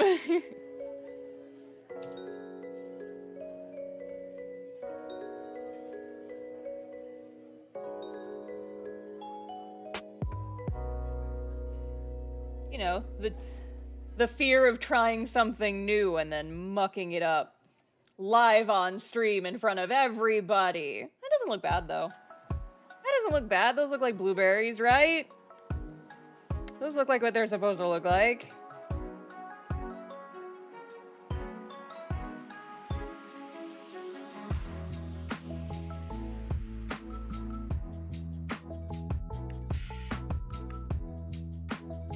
Them is berries.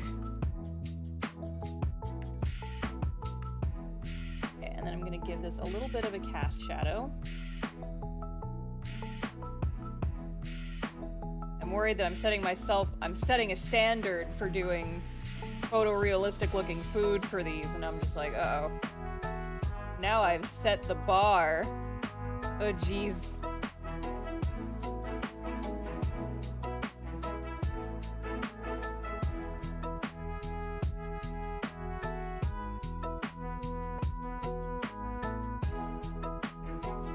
I think it looks cute.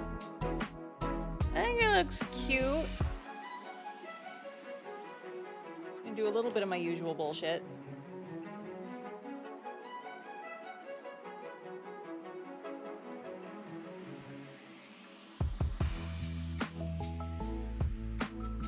Are you going to manage with Frankie's pancakes? We'll fucking see, won't we? We will certainly see. I feel like I want to put some leaves behind my berries. I finally found my berries. like a leafy garnish of some kind.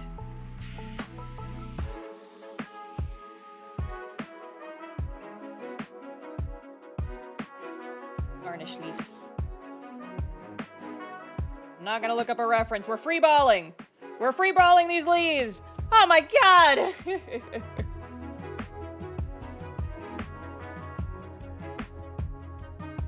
What types of leaves are these, Star? Green ones! Next question! I'm a professional artist. Fuck it, we ball. Fuck it, we ball!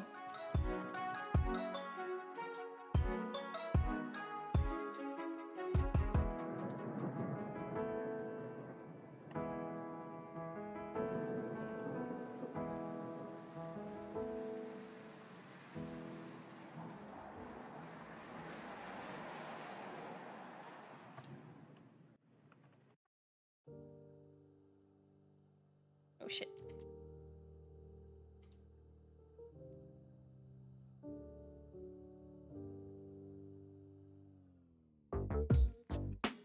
Does it really matter what type of leaves they are? No. They are just garnishy leaves. Some, like, professional chef is gonna come into my comments section after I post these and be like, those aren't the kind of leaves you would use for that garnish. And I'm gonna be like, who are you?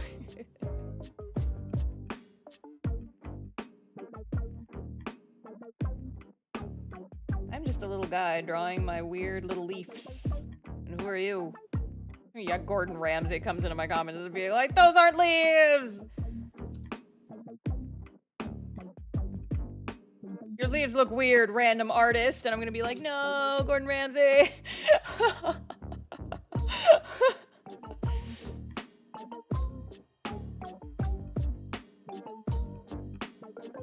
They're like from Bees Lake Phylactery. Yes, you're right. You're so right. These are the Bees Lake Phylactery special garnish blueberry leaves. You can't prove me wrong.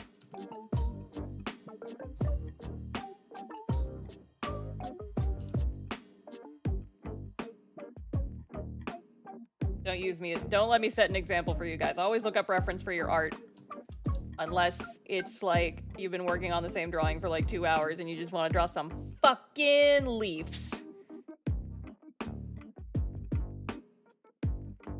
Sometimes you just want to draw some fucking leaves and that's okay.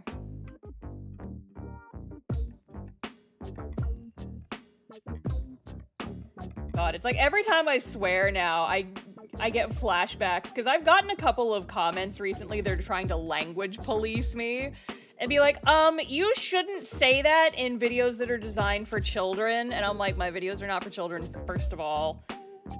Second of all, I don't enjoy censoring myself, so I'm not going to. But also, like, my videos are not designed for children, so I'm not going to pretend like they are. But I've gotten several comments. I even got a comment on like that on like Patreon of someone saying, hey, you shouldn't swear in your videos. And I'm like, what do you want from me? I never claim to be like safe for work or anything. Like, yeah, I'm not gonna post porn on your timelines, but I'm not like a child-friendly super, like, okay, so here's the thing, right? Is like, I try to keep swears to a minimum. I generally don't swear in my tutorial videos just because it's not like needed. I don't think that's necessary, so I don't, right? But sometimes when you're telling a story or we're just like talking on stream, that's just how I talk. And sometimes dropping an F-bomb to make a story more convincing is funny. And so I'm going to. You know? And then I get people in my comments being like, why are you swearing in children's videos? I'm like, my videos are not marked made for kids and they never will be because I don't make my videos for children. I like to think that my videos are rated PG-13 with the occasional, like, more F-bombs than maybe a PG-13 movie would get away with, but whatever, it's fine. Unclench thine buttocks. It's my channel, I do what I want. Exactly. It just makes me think, though, because, you know, so many people compare me to, like, Jaden Animations. You're like, oh my god, you sound just like Jaden Animations. I don't, but thank you, I guess. I do like her videos. And, like, she swears in her videos, and I can't imagine how many language policing comments she gets. Because, like, you know, she does animations and stuff. I'm like, oh, jeez. How bad is your viewership about language policing you every time you say a bad word in one of your videos? Because if I'm getting it, and I get it, like, reasonably frequently, and I'm still a pretty small channel by comparison.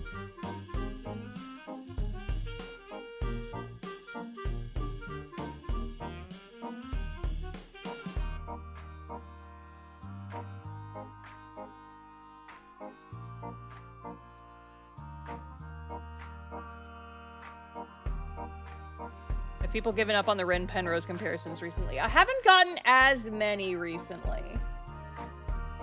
I only got a handful of those, and now these days it's mostly my own moderators betraying me and making those comparisons. Glares at my mods. They know what they did. And, like, I do want to preface, I don't mind the comparisons, because it's like, I have watched a few of her streams. I do, like, follow her, because, you know, it's just, like, it's whatever, you know, fellow VTuber, respect it. Fellow Pikmin enjoyer, respect it. But I really don't think we sound that similar, but, like, so many people say that we do, I'm like, I don't hear it. I was on your side, man. Well, nobody else is, Sly. Nobody else is.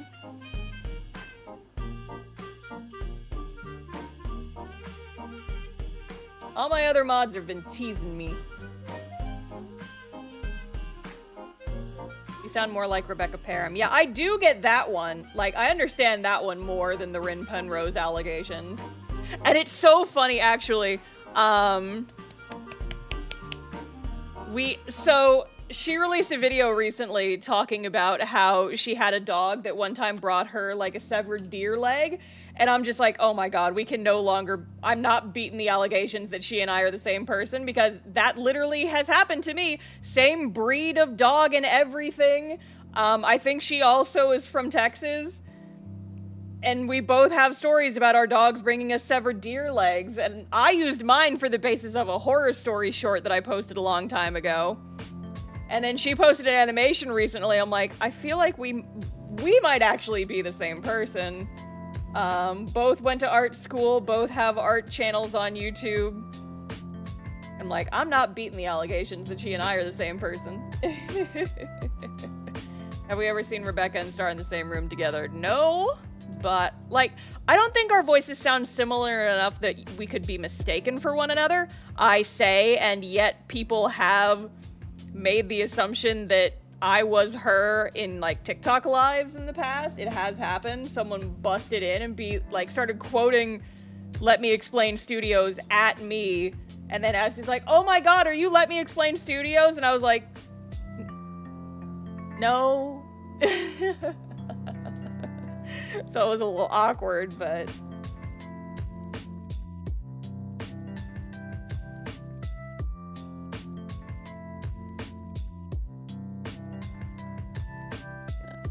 brighten up the colors on these blueberries. Oh, that looks so good. Oh, that looks so pretty. Oh, that looks real good, actually. Yes. We are drawing cinnamon roll. It is happening, gamers.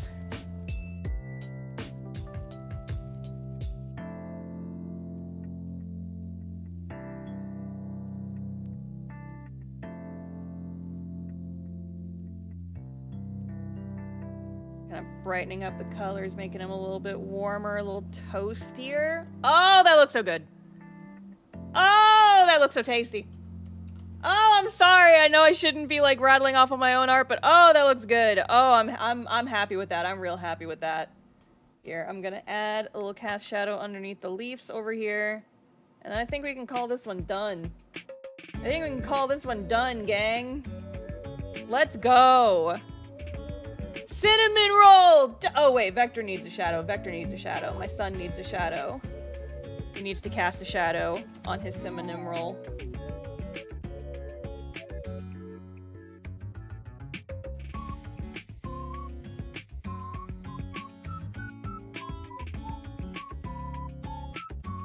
Help him pop out a little bit. Okay, so now the question here is, do we put an outline around my son? Do we put a cute, fun, colored outline around my son? I think maybe we do. I think that maybe we do that.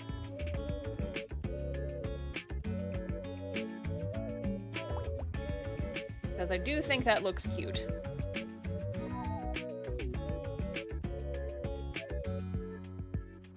Cinnamon Sun! Let's go!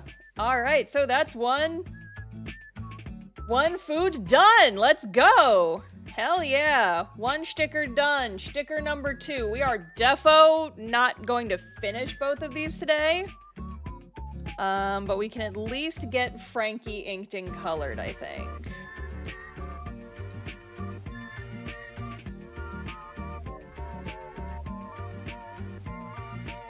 Very least going to make some hecking progress.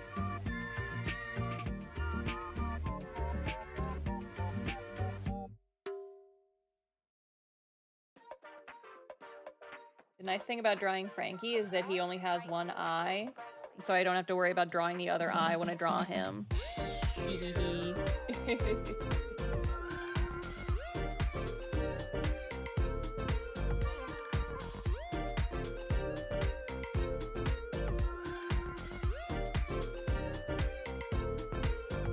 Look at this happy little guy and his pancakes. Yep, he's got some pancakes. Let's go.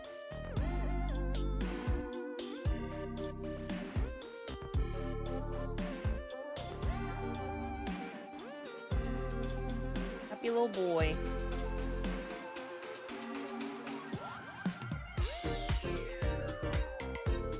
I am legitimately very hungry now, though. Self-sabotage! It's the worst.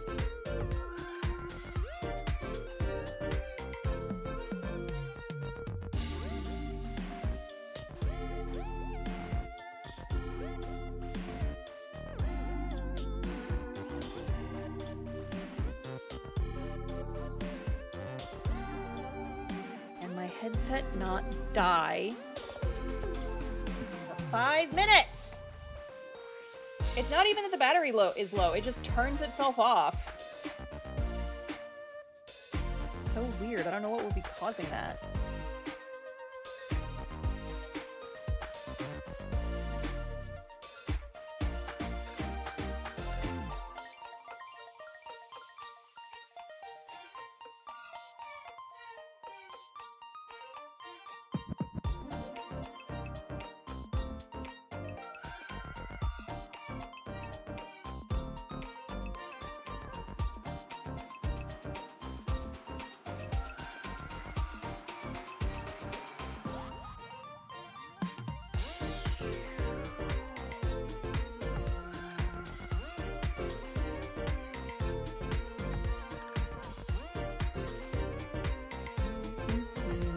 Where's my water?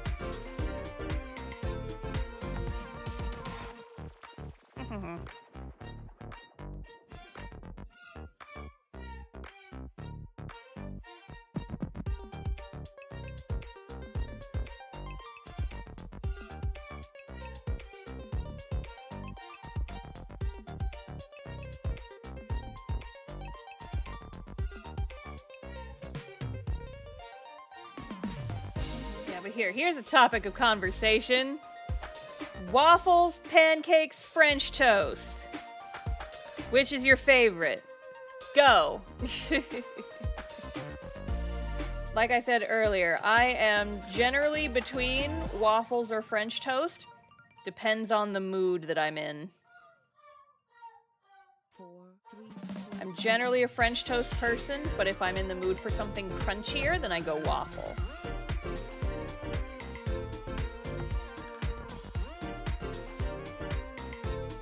People coming in hot with the opinions! Let's go!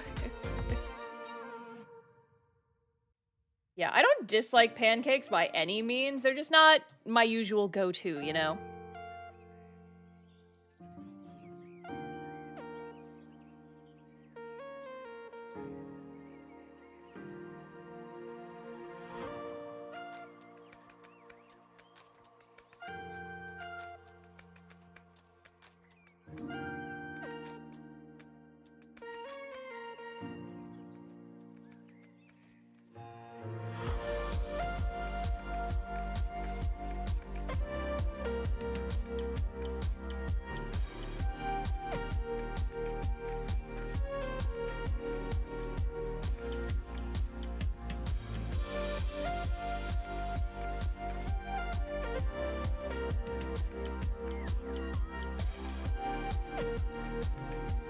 We had crepes. I guess I was sticking to ones that were on, you know, like the list of do you like waffles? Yeah, we like waffles. And as far as I know, crepes are not in that song, but...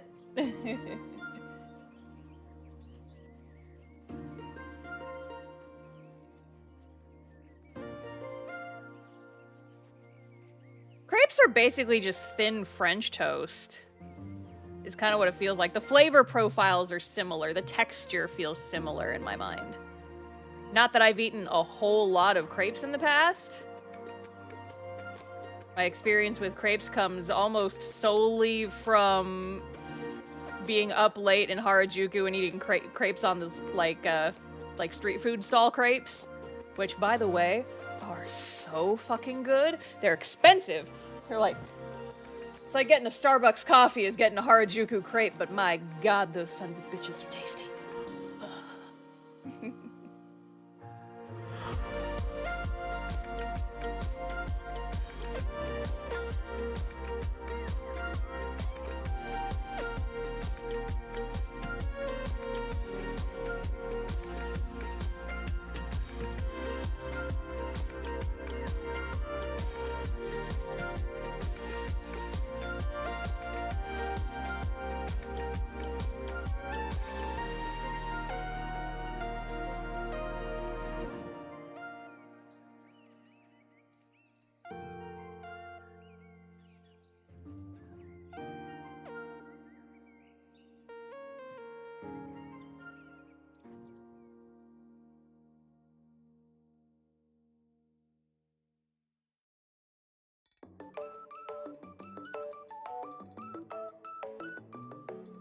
Haven't read Cast Off yet. Oh, well, if you don't mind my biased opinion, you totally should read it, and you can read it for free at castoff-comic.com! Boo, boo, boo, boo, boo, boo, boo, boo, shilling in my live stream, oh my god!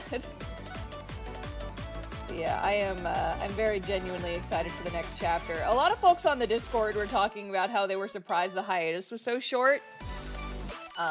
But I mean, the real and honest truth is I just really want to get into chapter 12, because there's going to be a lot of fun shit that I'm very excited about in that chapter.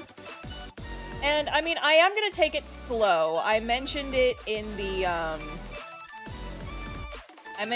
blog post when I posted on the website a few days ago, that we are going to be just doing 1 page a week for the first little bit after the hiatus. Just so I have a little bit more time to build up a buffer. But yeah, my other thing is just, I've been getting so much momentum from the comic getting all this traction on YouTube and stuff, and so I didn't want to, like, kind of squander that, you know? And leave the comic on hiatus for longer than I had to. I want to keep the momentum going. Like, people are really excited about the comic, and if I'm being honest, like, 2023 was honestly one of the best years the comic... No, I'm just gonna say it, it's the best year the comic has ever had, as far as, like, gaining new readers and, like, just people being enthusiastic about the series, like... And I can really thank all of it for YouTube, it feels like. And so I didn't want to squander any of that momentum by leaving the comic on hiatus longer than I had to. But yeah, at the same time, I did definitely still need a rest after the Kickstarter, and I would argue that I got a decent amount of rest. I'm still not, like, fully recovered or anything, but I really want to start posting Chapter 12 as soon as possible, because this whole chapter is full of stuff that I've been waiting years to post. Because, like, we're finally answering questions that people have had about the comic since, like, chapter 1. Chapter 12 is a big boy. It's one of those big ones where we're finally getting answers to a lot of stuff. Sooner than I think a lot of people anticipated, which is fun for me. It's like, yeah, I bet you weren't thinking you were gonna get answers to these questions anytime soon, were you? Surprise! You also need a rest, ma'am. I'm resting as much as I can. I really wanted to keep the momentum going, you know?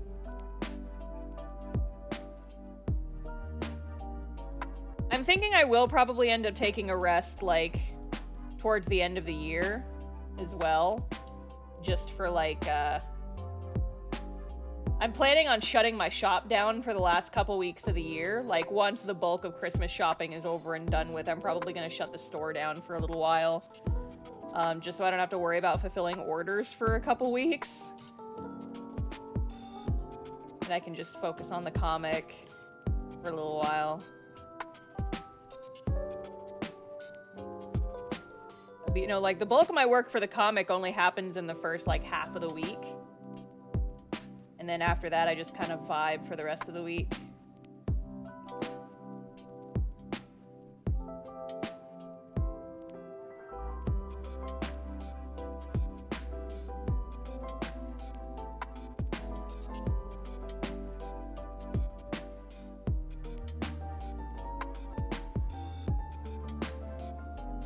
Yeah, my issue right now, honestly, my biggest issue is the script for chapter 13 isn't done yet. And I know I have time. I have plenty of time because, you know, chapter 12 is going to take me a while to draw in its entirety. But I like to have my scripts finished relatively far in advance so that I can go back and make tweaks as needed. But I've been so distracted with YouTube stuff, it feels like I haven't really been able to focus on scripting stuff for the comic yet. And now I'm just like, oh my god, I'm falling behind, and that's stressing me out. So what I really need is like a writing retreat where I just take a full like week or two and just bust out the entire chapter 13 script. But I just need to figure out a good time to do that.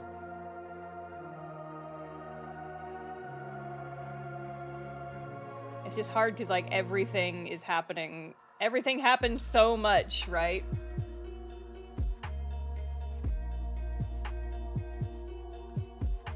I'm a very busy person with 12 jobs and a trench coat.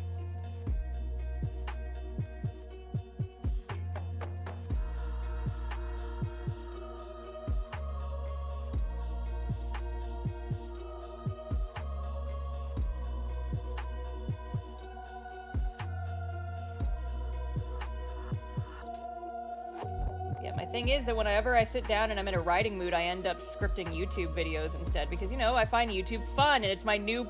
YouTube is my new fun thing. It's my new toy that I like to play with, but I need to sit down and work on comic scripts at some point.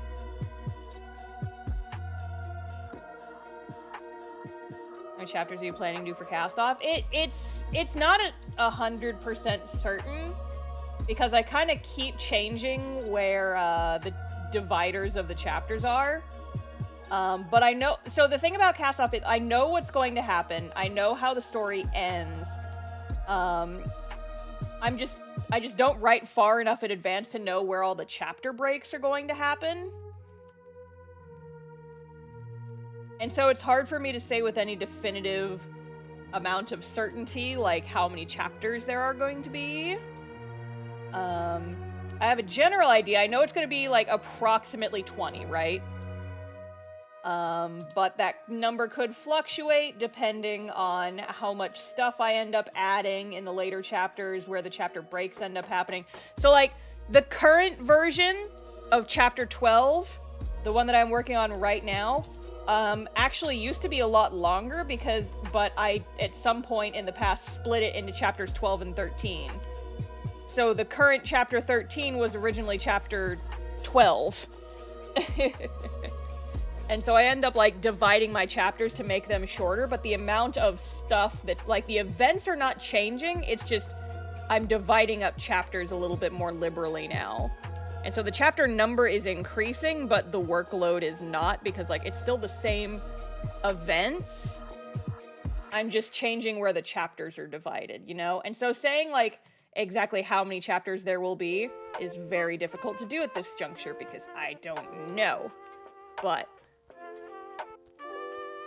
We're bullying Star about a workload because I'd be down for that. Get out of here, Jay!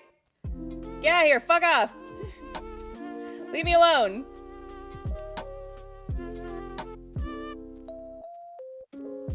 Jay loves to bully me and say that I take on too much work just like all my other mods, but I am doing so much to try and limit the amount of work I'm doing. I'm taking a hiatus from conventions because I'm tired.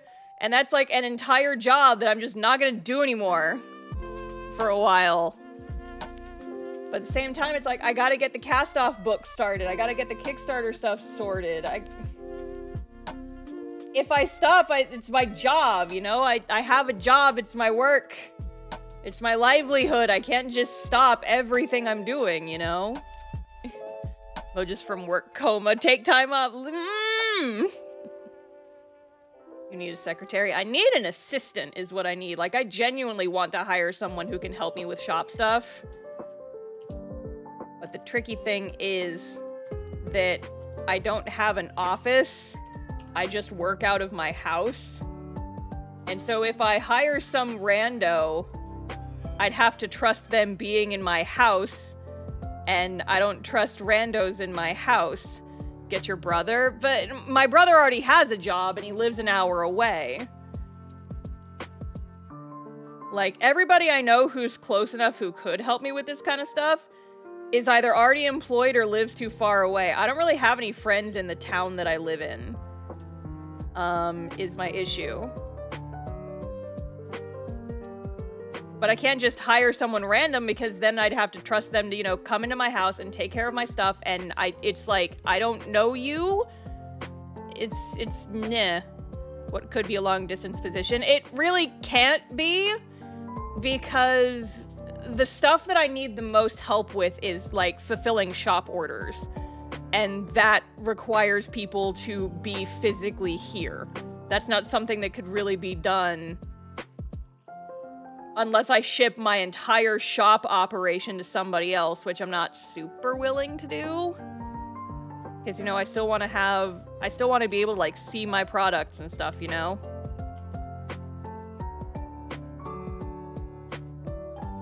Oh, these hands are a disaster.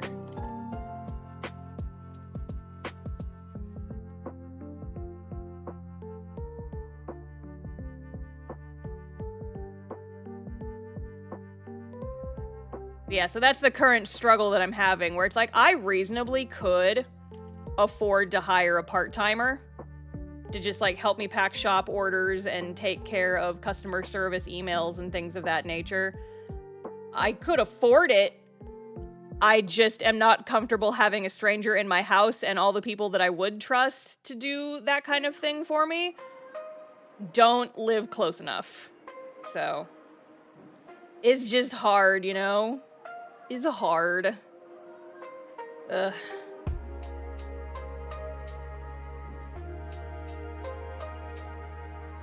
That's my current struggle. I mean, I have been shopping stuff out where I can.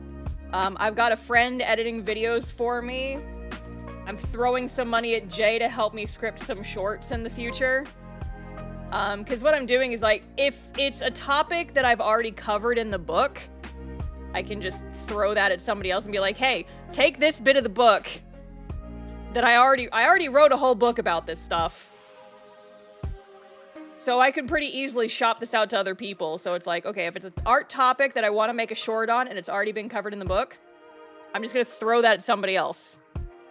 And it has been so nice to be able to throw some work at other people.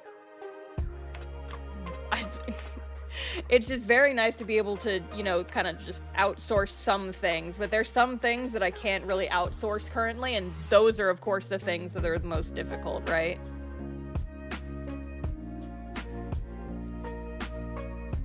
Those are the hardest parts.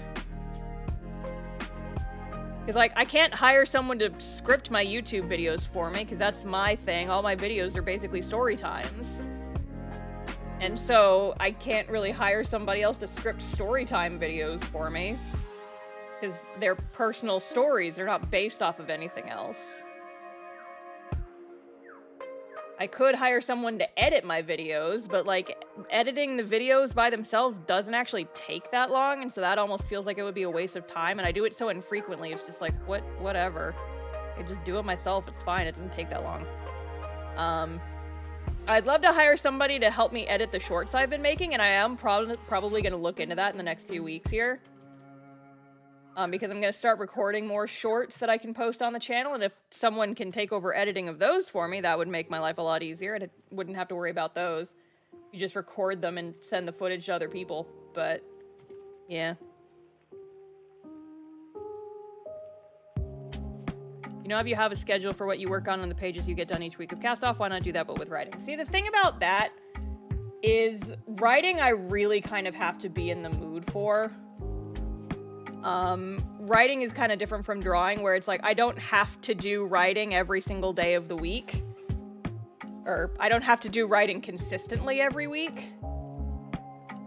And I kind of have to be in a specific mood to write, is my other thing. And so it's like, it's the type of thing that I could try, but it's gonna be a little bit more difficult because it's not something I have to work into my schedule all the time.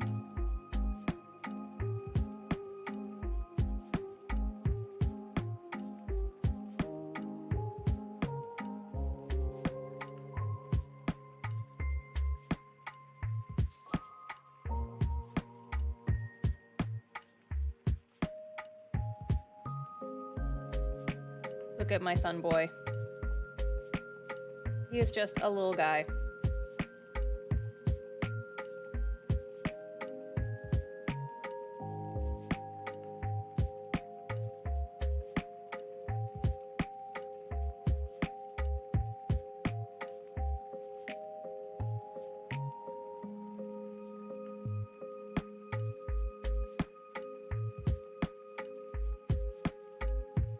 Yeah, honestly, my thing right now is like, if I lived closer to Austin, I know a lot of people in Austin, and there's also just more people in general in Austin that I trust, right? And so it'd be a lot easier to find an assistant if I could do that, but it's just tricky. The logistics are very tricky. And to the point where my parents were like, well, maybe you could rent out some office space and then hire a person to help you. But then I'd have to worry about paying for office space, and it's just, it's a lot. It's a lot. One thing I was talking about recently was in the new year, now that I'm doing less conventions and the store, because I've been earning a lot more on Patreon recently. Thank you for everybody who joined my Patreon, by the way. Patreon.com/cassoff. The more money I earn through, like, Patreon, the less I have to focus on other things, right? And, like, I definitely don't want to put all my eggs in one basket, because that's kind of setting yourself up for disaster, right? In case Patreon, like, kicks the bucket or some shit. But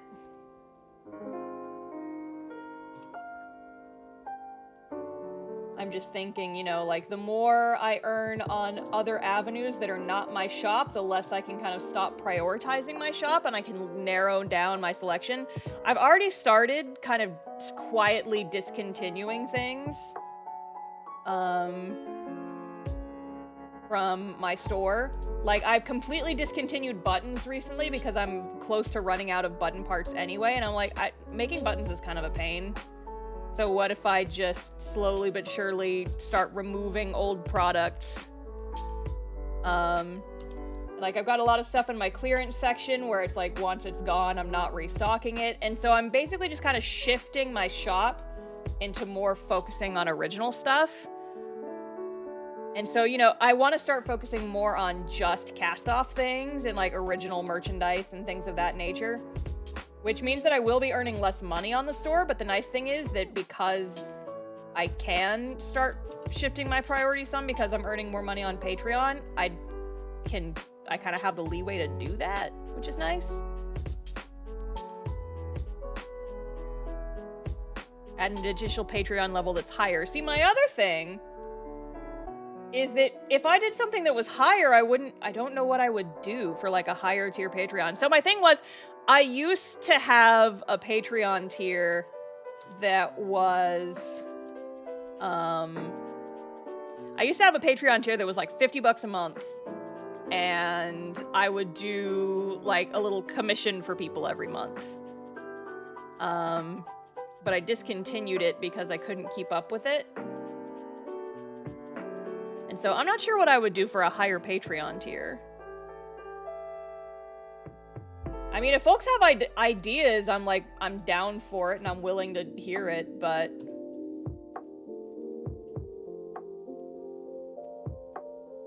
yeah, I just don't know what I would do, right?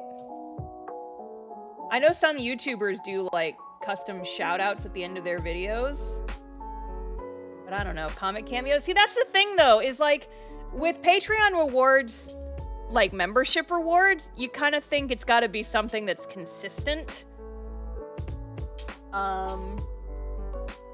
So, like, for example, if I added a $50 tier to the Patreon in exchange for comic cameos, would they just get comic cameos all the time because they're paying $50 a month? And also, I'm not always going to have opportunities for comic cameos. Like, Chapter 12, I can think of maybe one scene where a character could be a cameo, and this chapter's gonna take me, you know what, like 6 months to a year to finish? And so it's just like, it's complicated, you know? Heard of artists doing commissions, but on a quarterly basis. Yeah, but see, the other thing is, if I do that, if I add a commissions tier, then that's one more thing I gotta worry about. is now I'm adding that extra workload to me, and the point of adding the Kickstarter tier would be to me making more money and not having to do so much work. Maybe $15 vote on mail club topics, but 20 to 50 can decide them. See, I'm a little uncomfortable giving people that much power. Because at the end of the day, like, that's not fair to the lower tiers on the Patreon if people can just say, fuck everybody who's voting, I decide this thing. Because I paid $50 a month as opposed to $5. That doesn't feel great to me.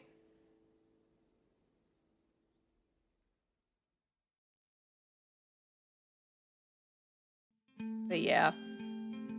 Like, I'm not saying I don't appreciate the ideas, it's just like, these are all things that I have thought of in the past and have kind of pushed aside for various reasons.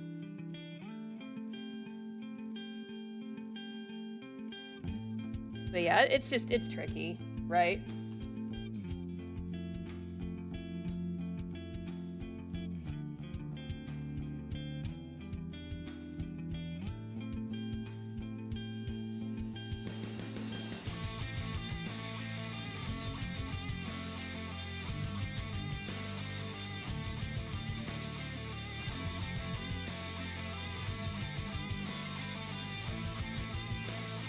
Gamer girl bathwater banned! Oh my god, no.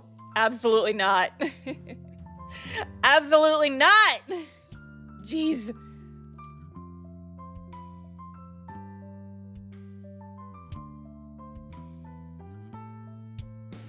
But yeah, see, it's just like, it's tricky to figure out stuff for additional Patreon rewards that would not also take a lot of extra time out of my schedule. It's difficult, and I mean, like, this, it's not something we're gonna solve in one evening, right? This is stuff that I've been pondering for a while. 2D bathwater? What the fuck does that even mean?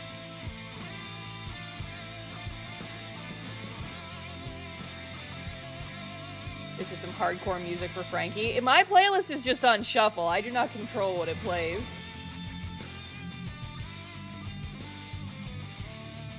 Playlist bot is just having fun.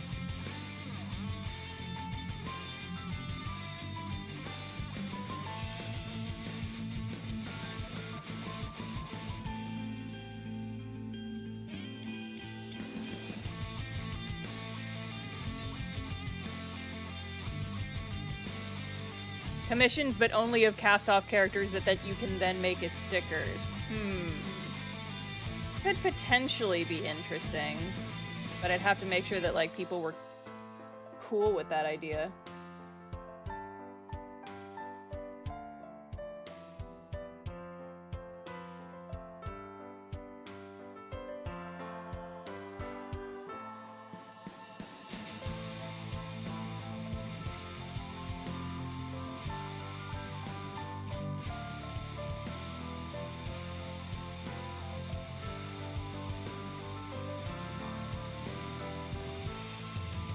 Like, of all the suggestions, I feel like the quarterly commissions one wouldn't be terrible.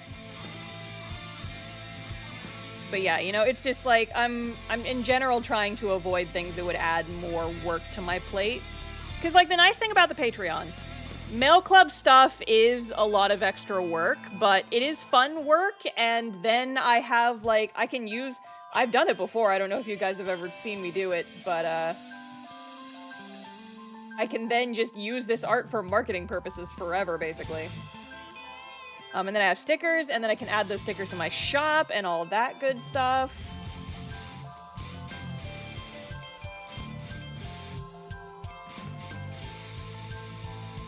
Like, I could do quarterly commissions, I guess. That wouldn't be terrible. I'd probably have to limit the amount of people that pledge to that tier, though.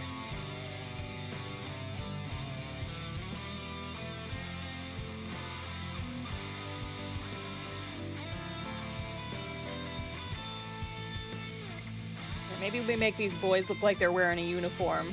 And we kind of give them similar colors.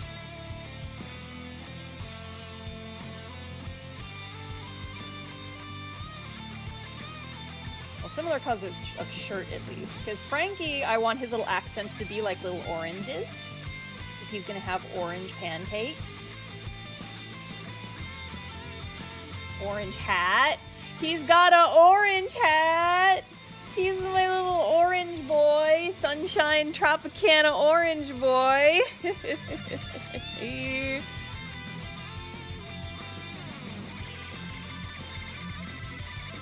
What the hell is Vector P? Don't worry about it.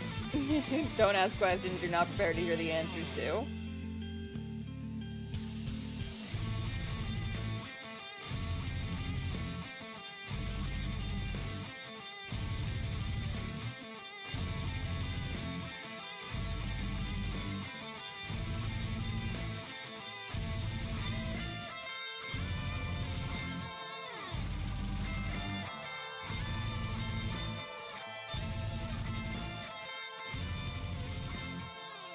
Maybe for accent color, I give him a green apron. Ooh, I kind of like that, actually.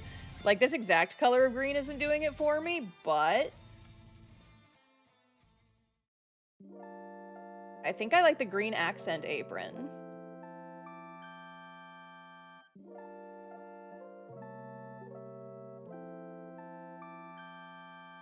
That's kind of cute, I think. I think I like that. Little green accent apron, although I think I need to change the color of his scarf now, though.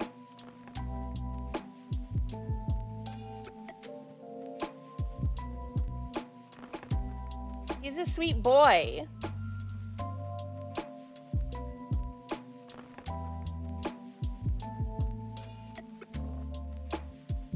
That's my son right there.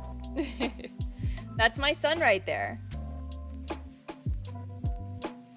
All my characters are my children. They're my babies.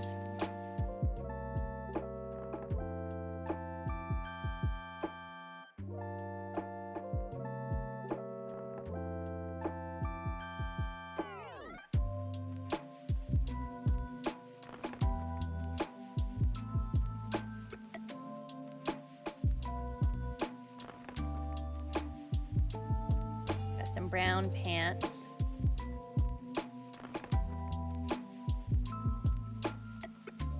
Let me grab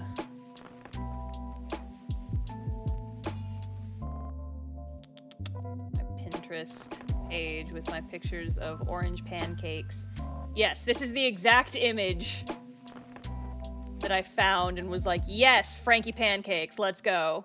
It's got like orange slices and a little chocolate on it, little chocolate cubes. I'm like, yes, this is the perfect color scheme. Let's heckin' go.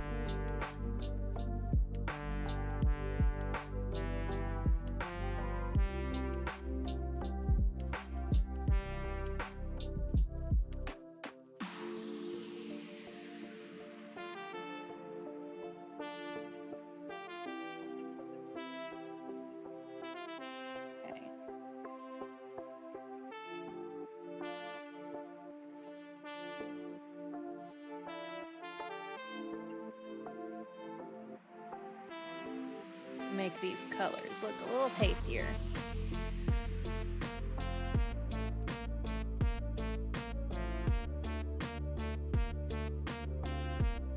The sides of those pancakes were very orange.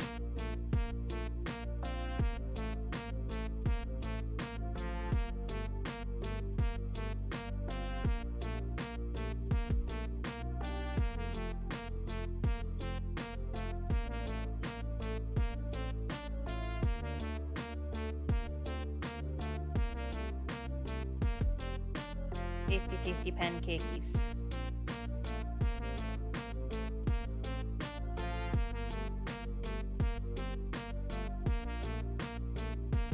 And the oranges need to be more orange.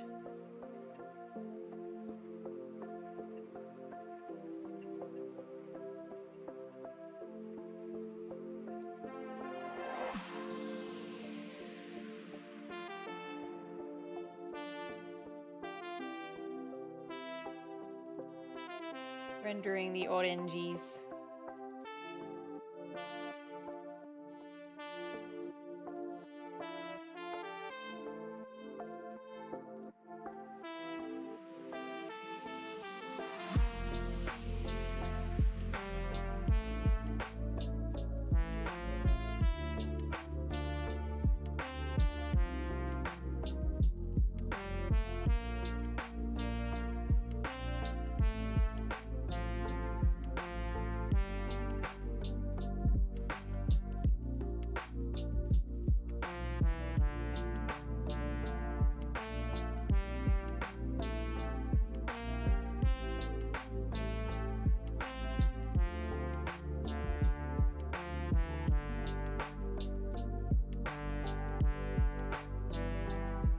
Tasty oranges.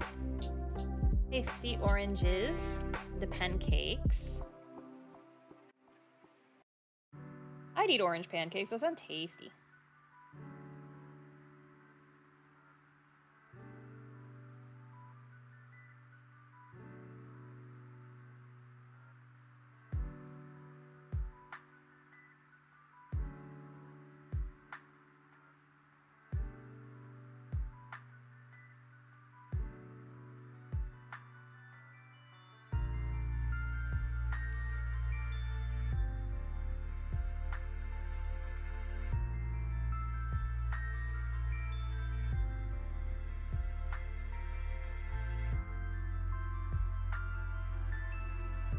So I'm probably gonna come back in here and like change the line art colors a little bit. Actually, you know what? If I just do that, that's a start.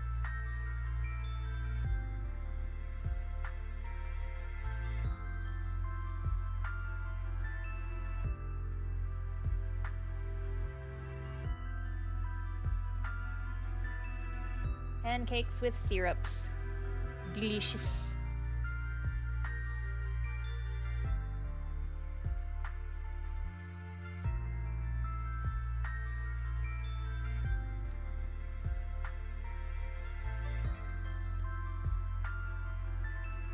Yeah, like I said, I don't think we're gonna finish this one on stream today, but I'm gonna get as far as I can at the very least.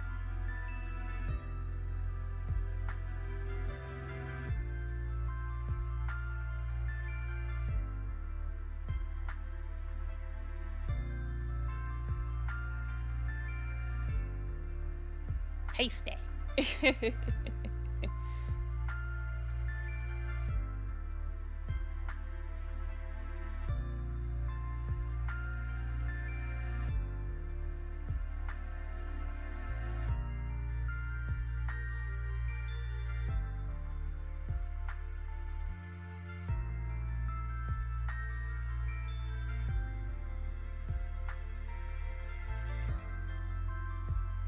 But yeah, just kind of circling back to the conversation we were just having. It's like, I would love to have fewer jobs. It's just the reason I've kind of worked myself into this position is because, you know, being a freelance artist, it's hard. And some stuff does really well one month and then makes... It really is like kind of a feast or famine lifestyle, right? And you really don't want to... you really don't want to put all your eggs in one basket, because that's a recipe for disaster. And so you don't want to rely too heavily on any one source of income. And so over the past couple of years, I've found success by, you know, like building up a bunch of different key income sources. But now I kind of have too many, and I'm slowly but surely trying to like kind of trim down and focus on the stuff that is the most vital and that I find the most joy in, right? Because like if I had to just choose one of my jobs and only do that one, if I had to limit myself to just one job, I would be homeless, because I would not be able to afford the house that I live in if I had to rely on only one source of my current income.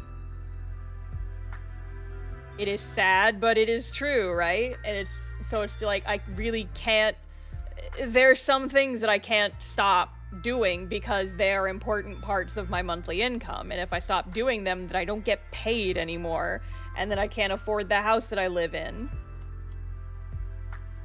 And so, like, I understand why people are telling me I need to take a break, but it's like saying, take a break from your day job. Just stop going to work. It's like, that's not really how this works, you guys. This is my job. So I kind of have to keep doing it, you know?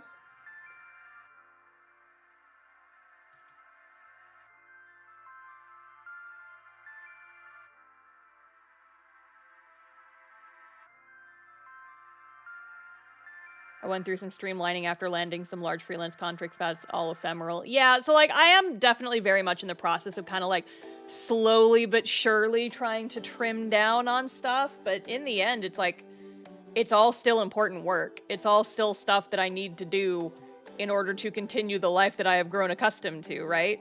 It's how I afford to figure stuff out.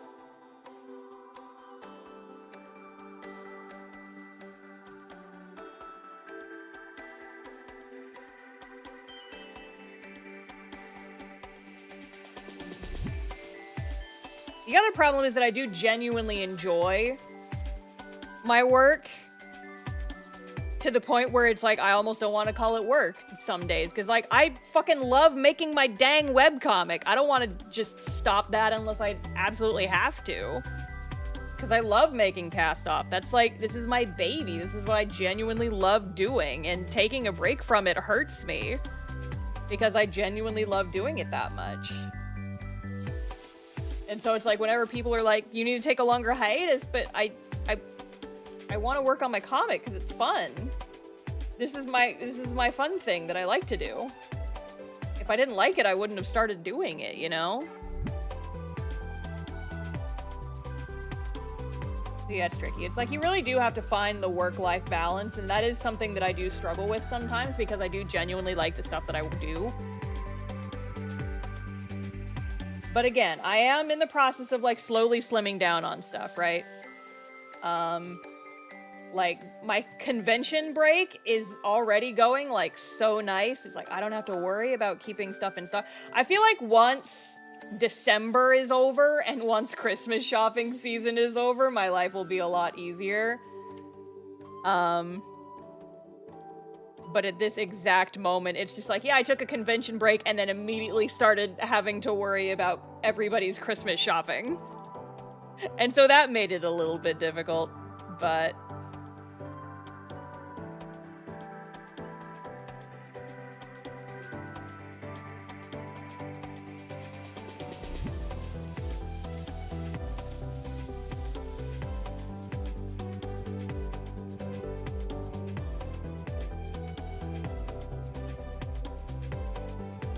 Anyway, here is my orange sun. My orange sun. My son, he is orange.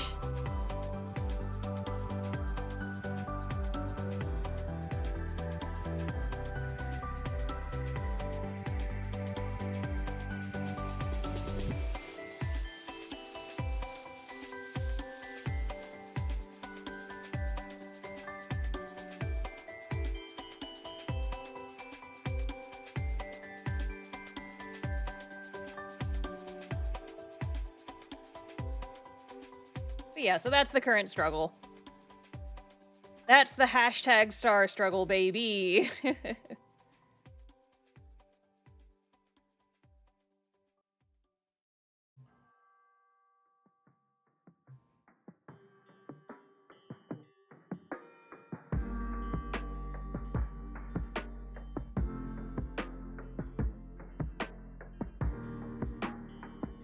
But yeah, so my plan for next year is to start slimming down on fan art, unless it's something that I'm really, really, really interested in. Like, I really, really, really wanted to do Baldur's Gate stuff, so I did Baldur's Gate stuff.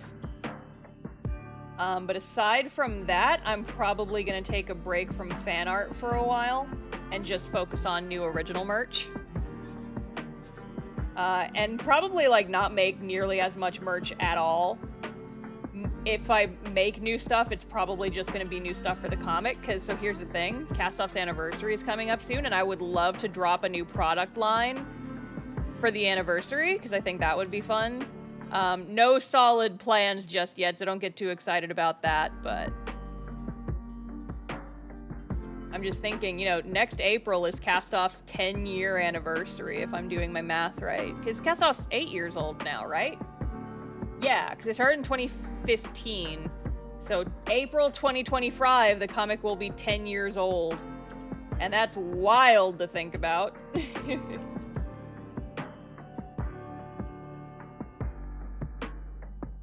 Wild to think that I have been working on this single thing for 10 years. So I know I want to do something big for that. I just don't know what exactly. I've got time to think about it because I got to get through the 9th anniversary first and the fucking Kickstarter because oh my god. April 2025 would be a great time to have the first volume printed. Yeah, I'm trying to hopefully get them done before that. I want to do the Kickstarter this summer, but it's going to depend on a lot of different factors.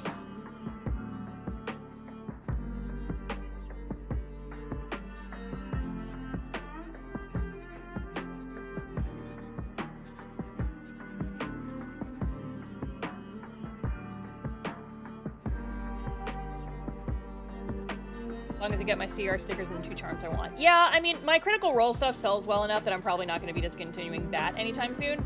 I'm mostly talking about, like, my more obscure stuff that doesn't sell oodles all the time. Because, you know, I have a couple of staples, right? Like, I would consider Critical Role definitely to be one of my staple merchandise things. Because I sell those at, like, every single con I go to. I sell lots of those just on a day-to-day basis. The Critical Role stuff always sells really well, so I'm not planning on discontinuing any of that. But, like, I am down to my I'm finally discontinuing my Fire Emblem stuff. So basically, once the charms sell out, I have a few Seth charms and a few Claude charms left, and once all of those are sold out, I'm probably going to discontinue the stickers as well. Basically, I'm just kind of, like, going through and slowly but surely crossing stuff off that doesn't sell like gangbusters at every single con I go to. Just, you know, limiting some of the older designs, crossing off some of the older stuff to make room for potential new things, but I'm also not super in a hurry to make new things, right? Unless it's original stuff, because I love my babies. Cast off Christmas ornaments next year. I want it to be a thing. Because I have all the characters, they all have their Halloween charms now, and so I want to start doing other holidays. I could do some little Christmas cast-off babies. I want to do it. I think it would be fun. Do some summertime ones for funsies. I also want to like I want to redesign the current lineup of like cast-off charms and stickers that I have on the shop. Like, discontinue the old ones and make some new ones with better art and the characters in their new outfits. Include some characters that are not already in the lineup. Because so right now I have stickers and keychains that I drew in, like, 2019. It's just, like, the main 6. So it's, like, it's the main quintet and Zara have stickers. And then just the main 3, Vector, Frankie, Ariana, have,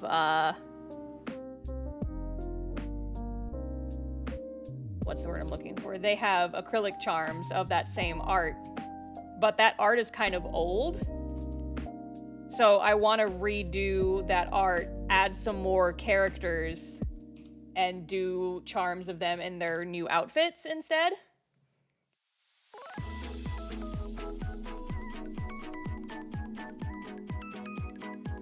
And then, so I've talked about this before, but what about the characters' prints? Because honestly, those slap. I'll probably, yeah, those would be nice to make new ones of.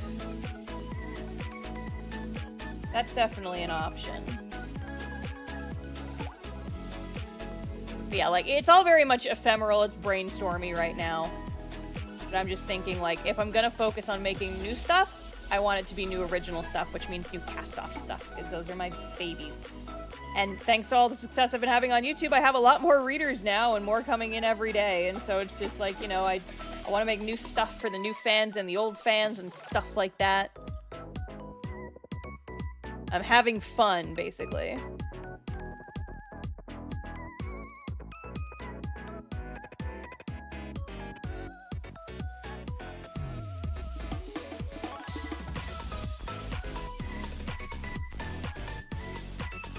Yeah, old Patreon stuff I do reruns of during April. Like, every April I have reruns for old mail clubs, so people can get old stuff.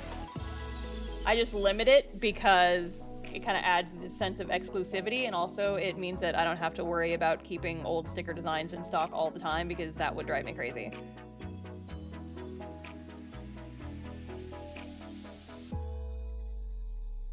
He looks like he works at a smoothie store. This outfit makes him look like he works at a smoothie store. He looks like he works at a Jamba Juice. It's adorable, I'm not changing it, but he looks a little bit like he works at a Jamba Juice. Or like some other type of smoothie store.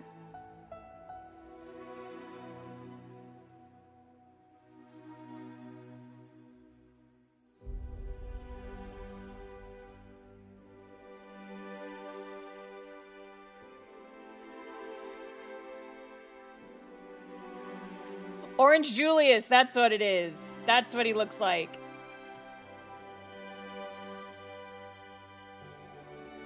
You guys see it though, right? I'm not crazy.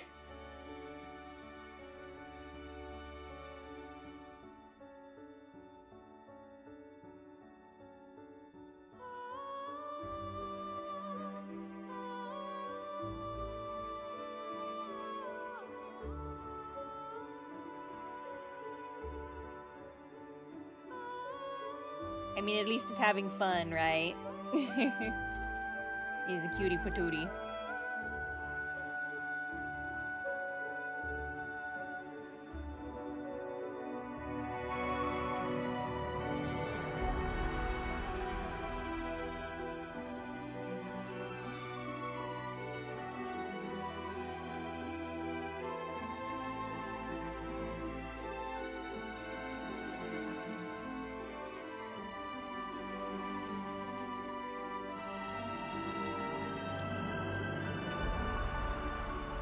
He's so happy with his pancakes. Look at him. He's got some tasty pancakes. Pancakeys.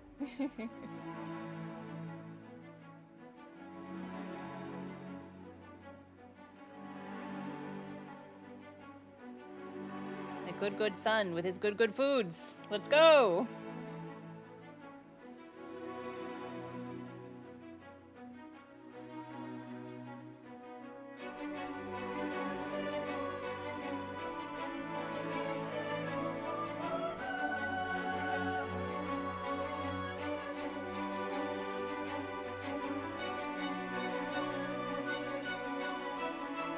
You 100% buy a Star Carmine Starbucks sticker.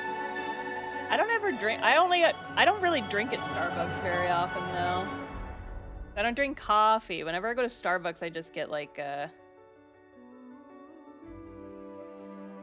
hot chocolate or something, or like a frappuccino, because those don't really have any coffee. So that's supposed to be a bandage on his ear. No, that's his little earring. That's his little earring that he has. I do need to change the shading color on it though, because it's a little warm. Frankie's little earring that everyone always forgets that he has.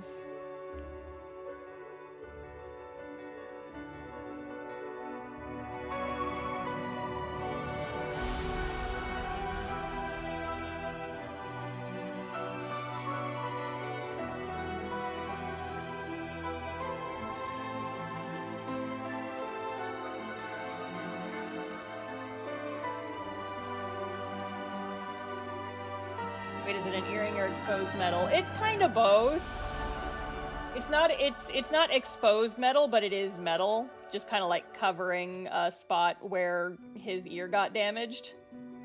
I just call it an earring though, because it's easier to call it an earring than to say everything that I just said.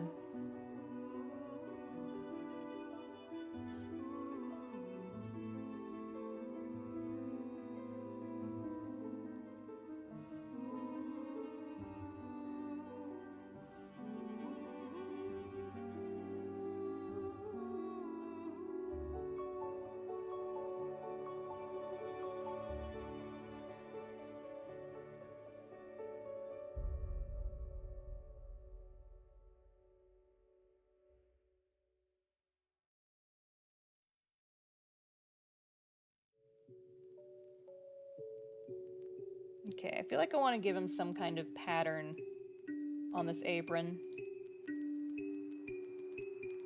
I'm not entirely sure what kind, though.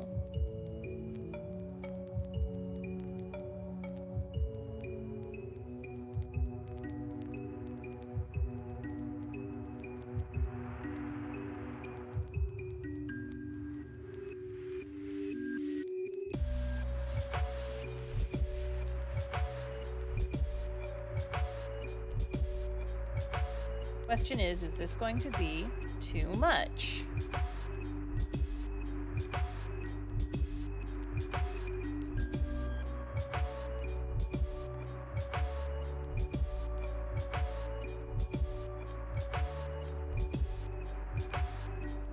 It's a little much, I think. Yeah, no, that's way too much. Oh, and that's just like eye hurty right there. That's eye pain right there. Oof.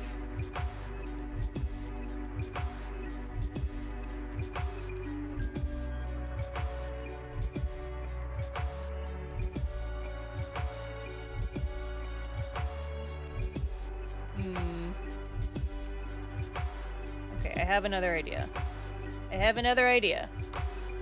What if we just do some simple little... Where's my... There it is. Just to give him some cute trim.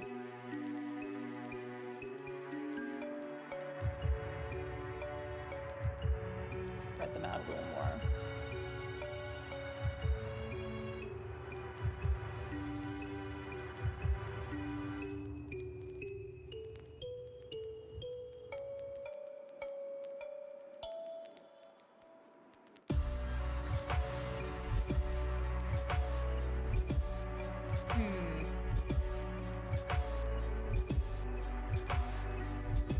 Is this anything? Is this anything? Potentially.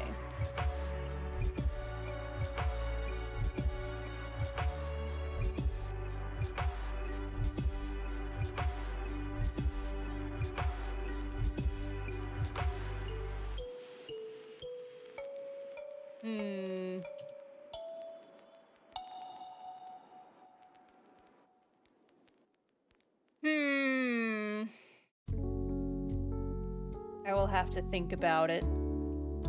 I will have to have a think about it. I will have to ponder.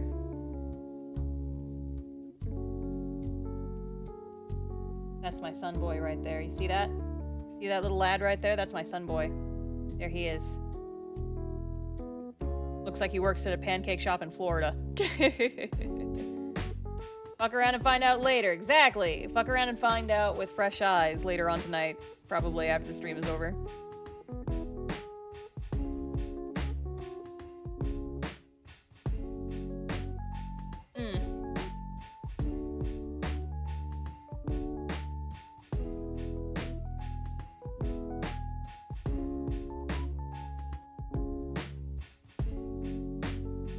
Oh, wrong brush. Wrong brush.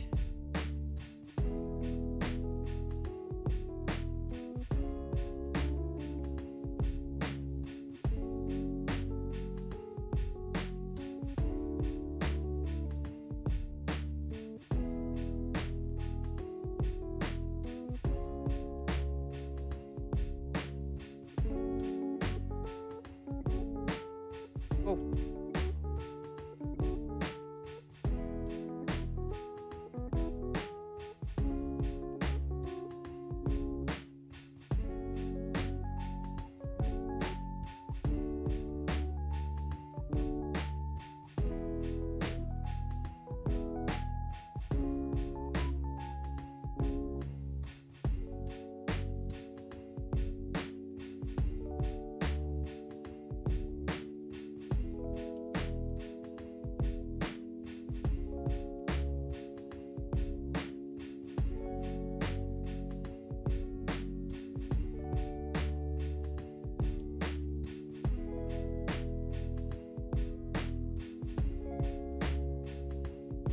adding some of the little extra backlights.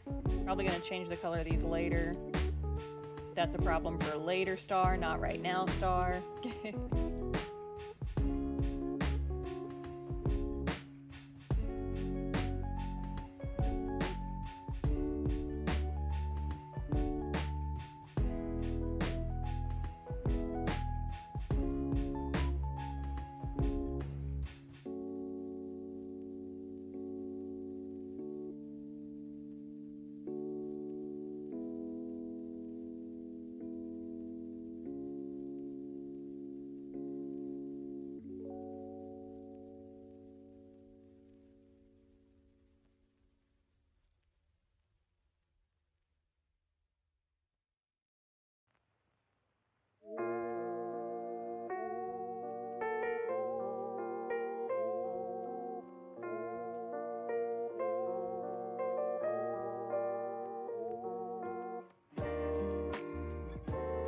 Go.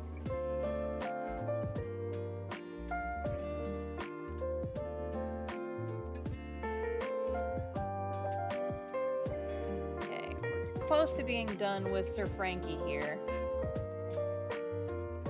And then I'm probably gonna do the rest off stream because I want to go make dinner because I'm hungry. It's about time that we usually end anyway.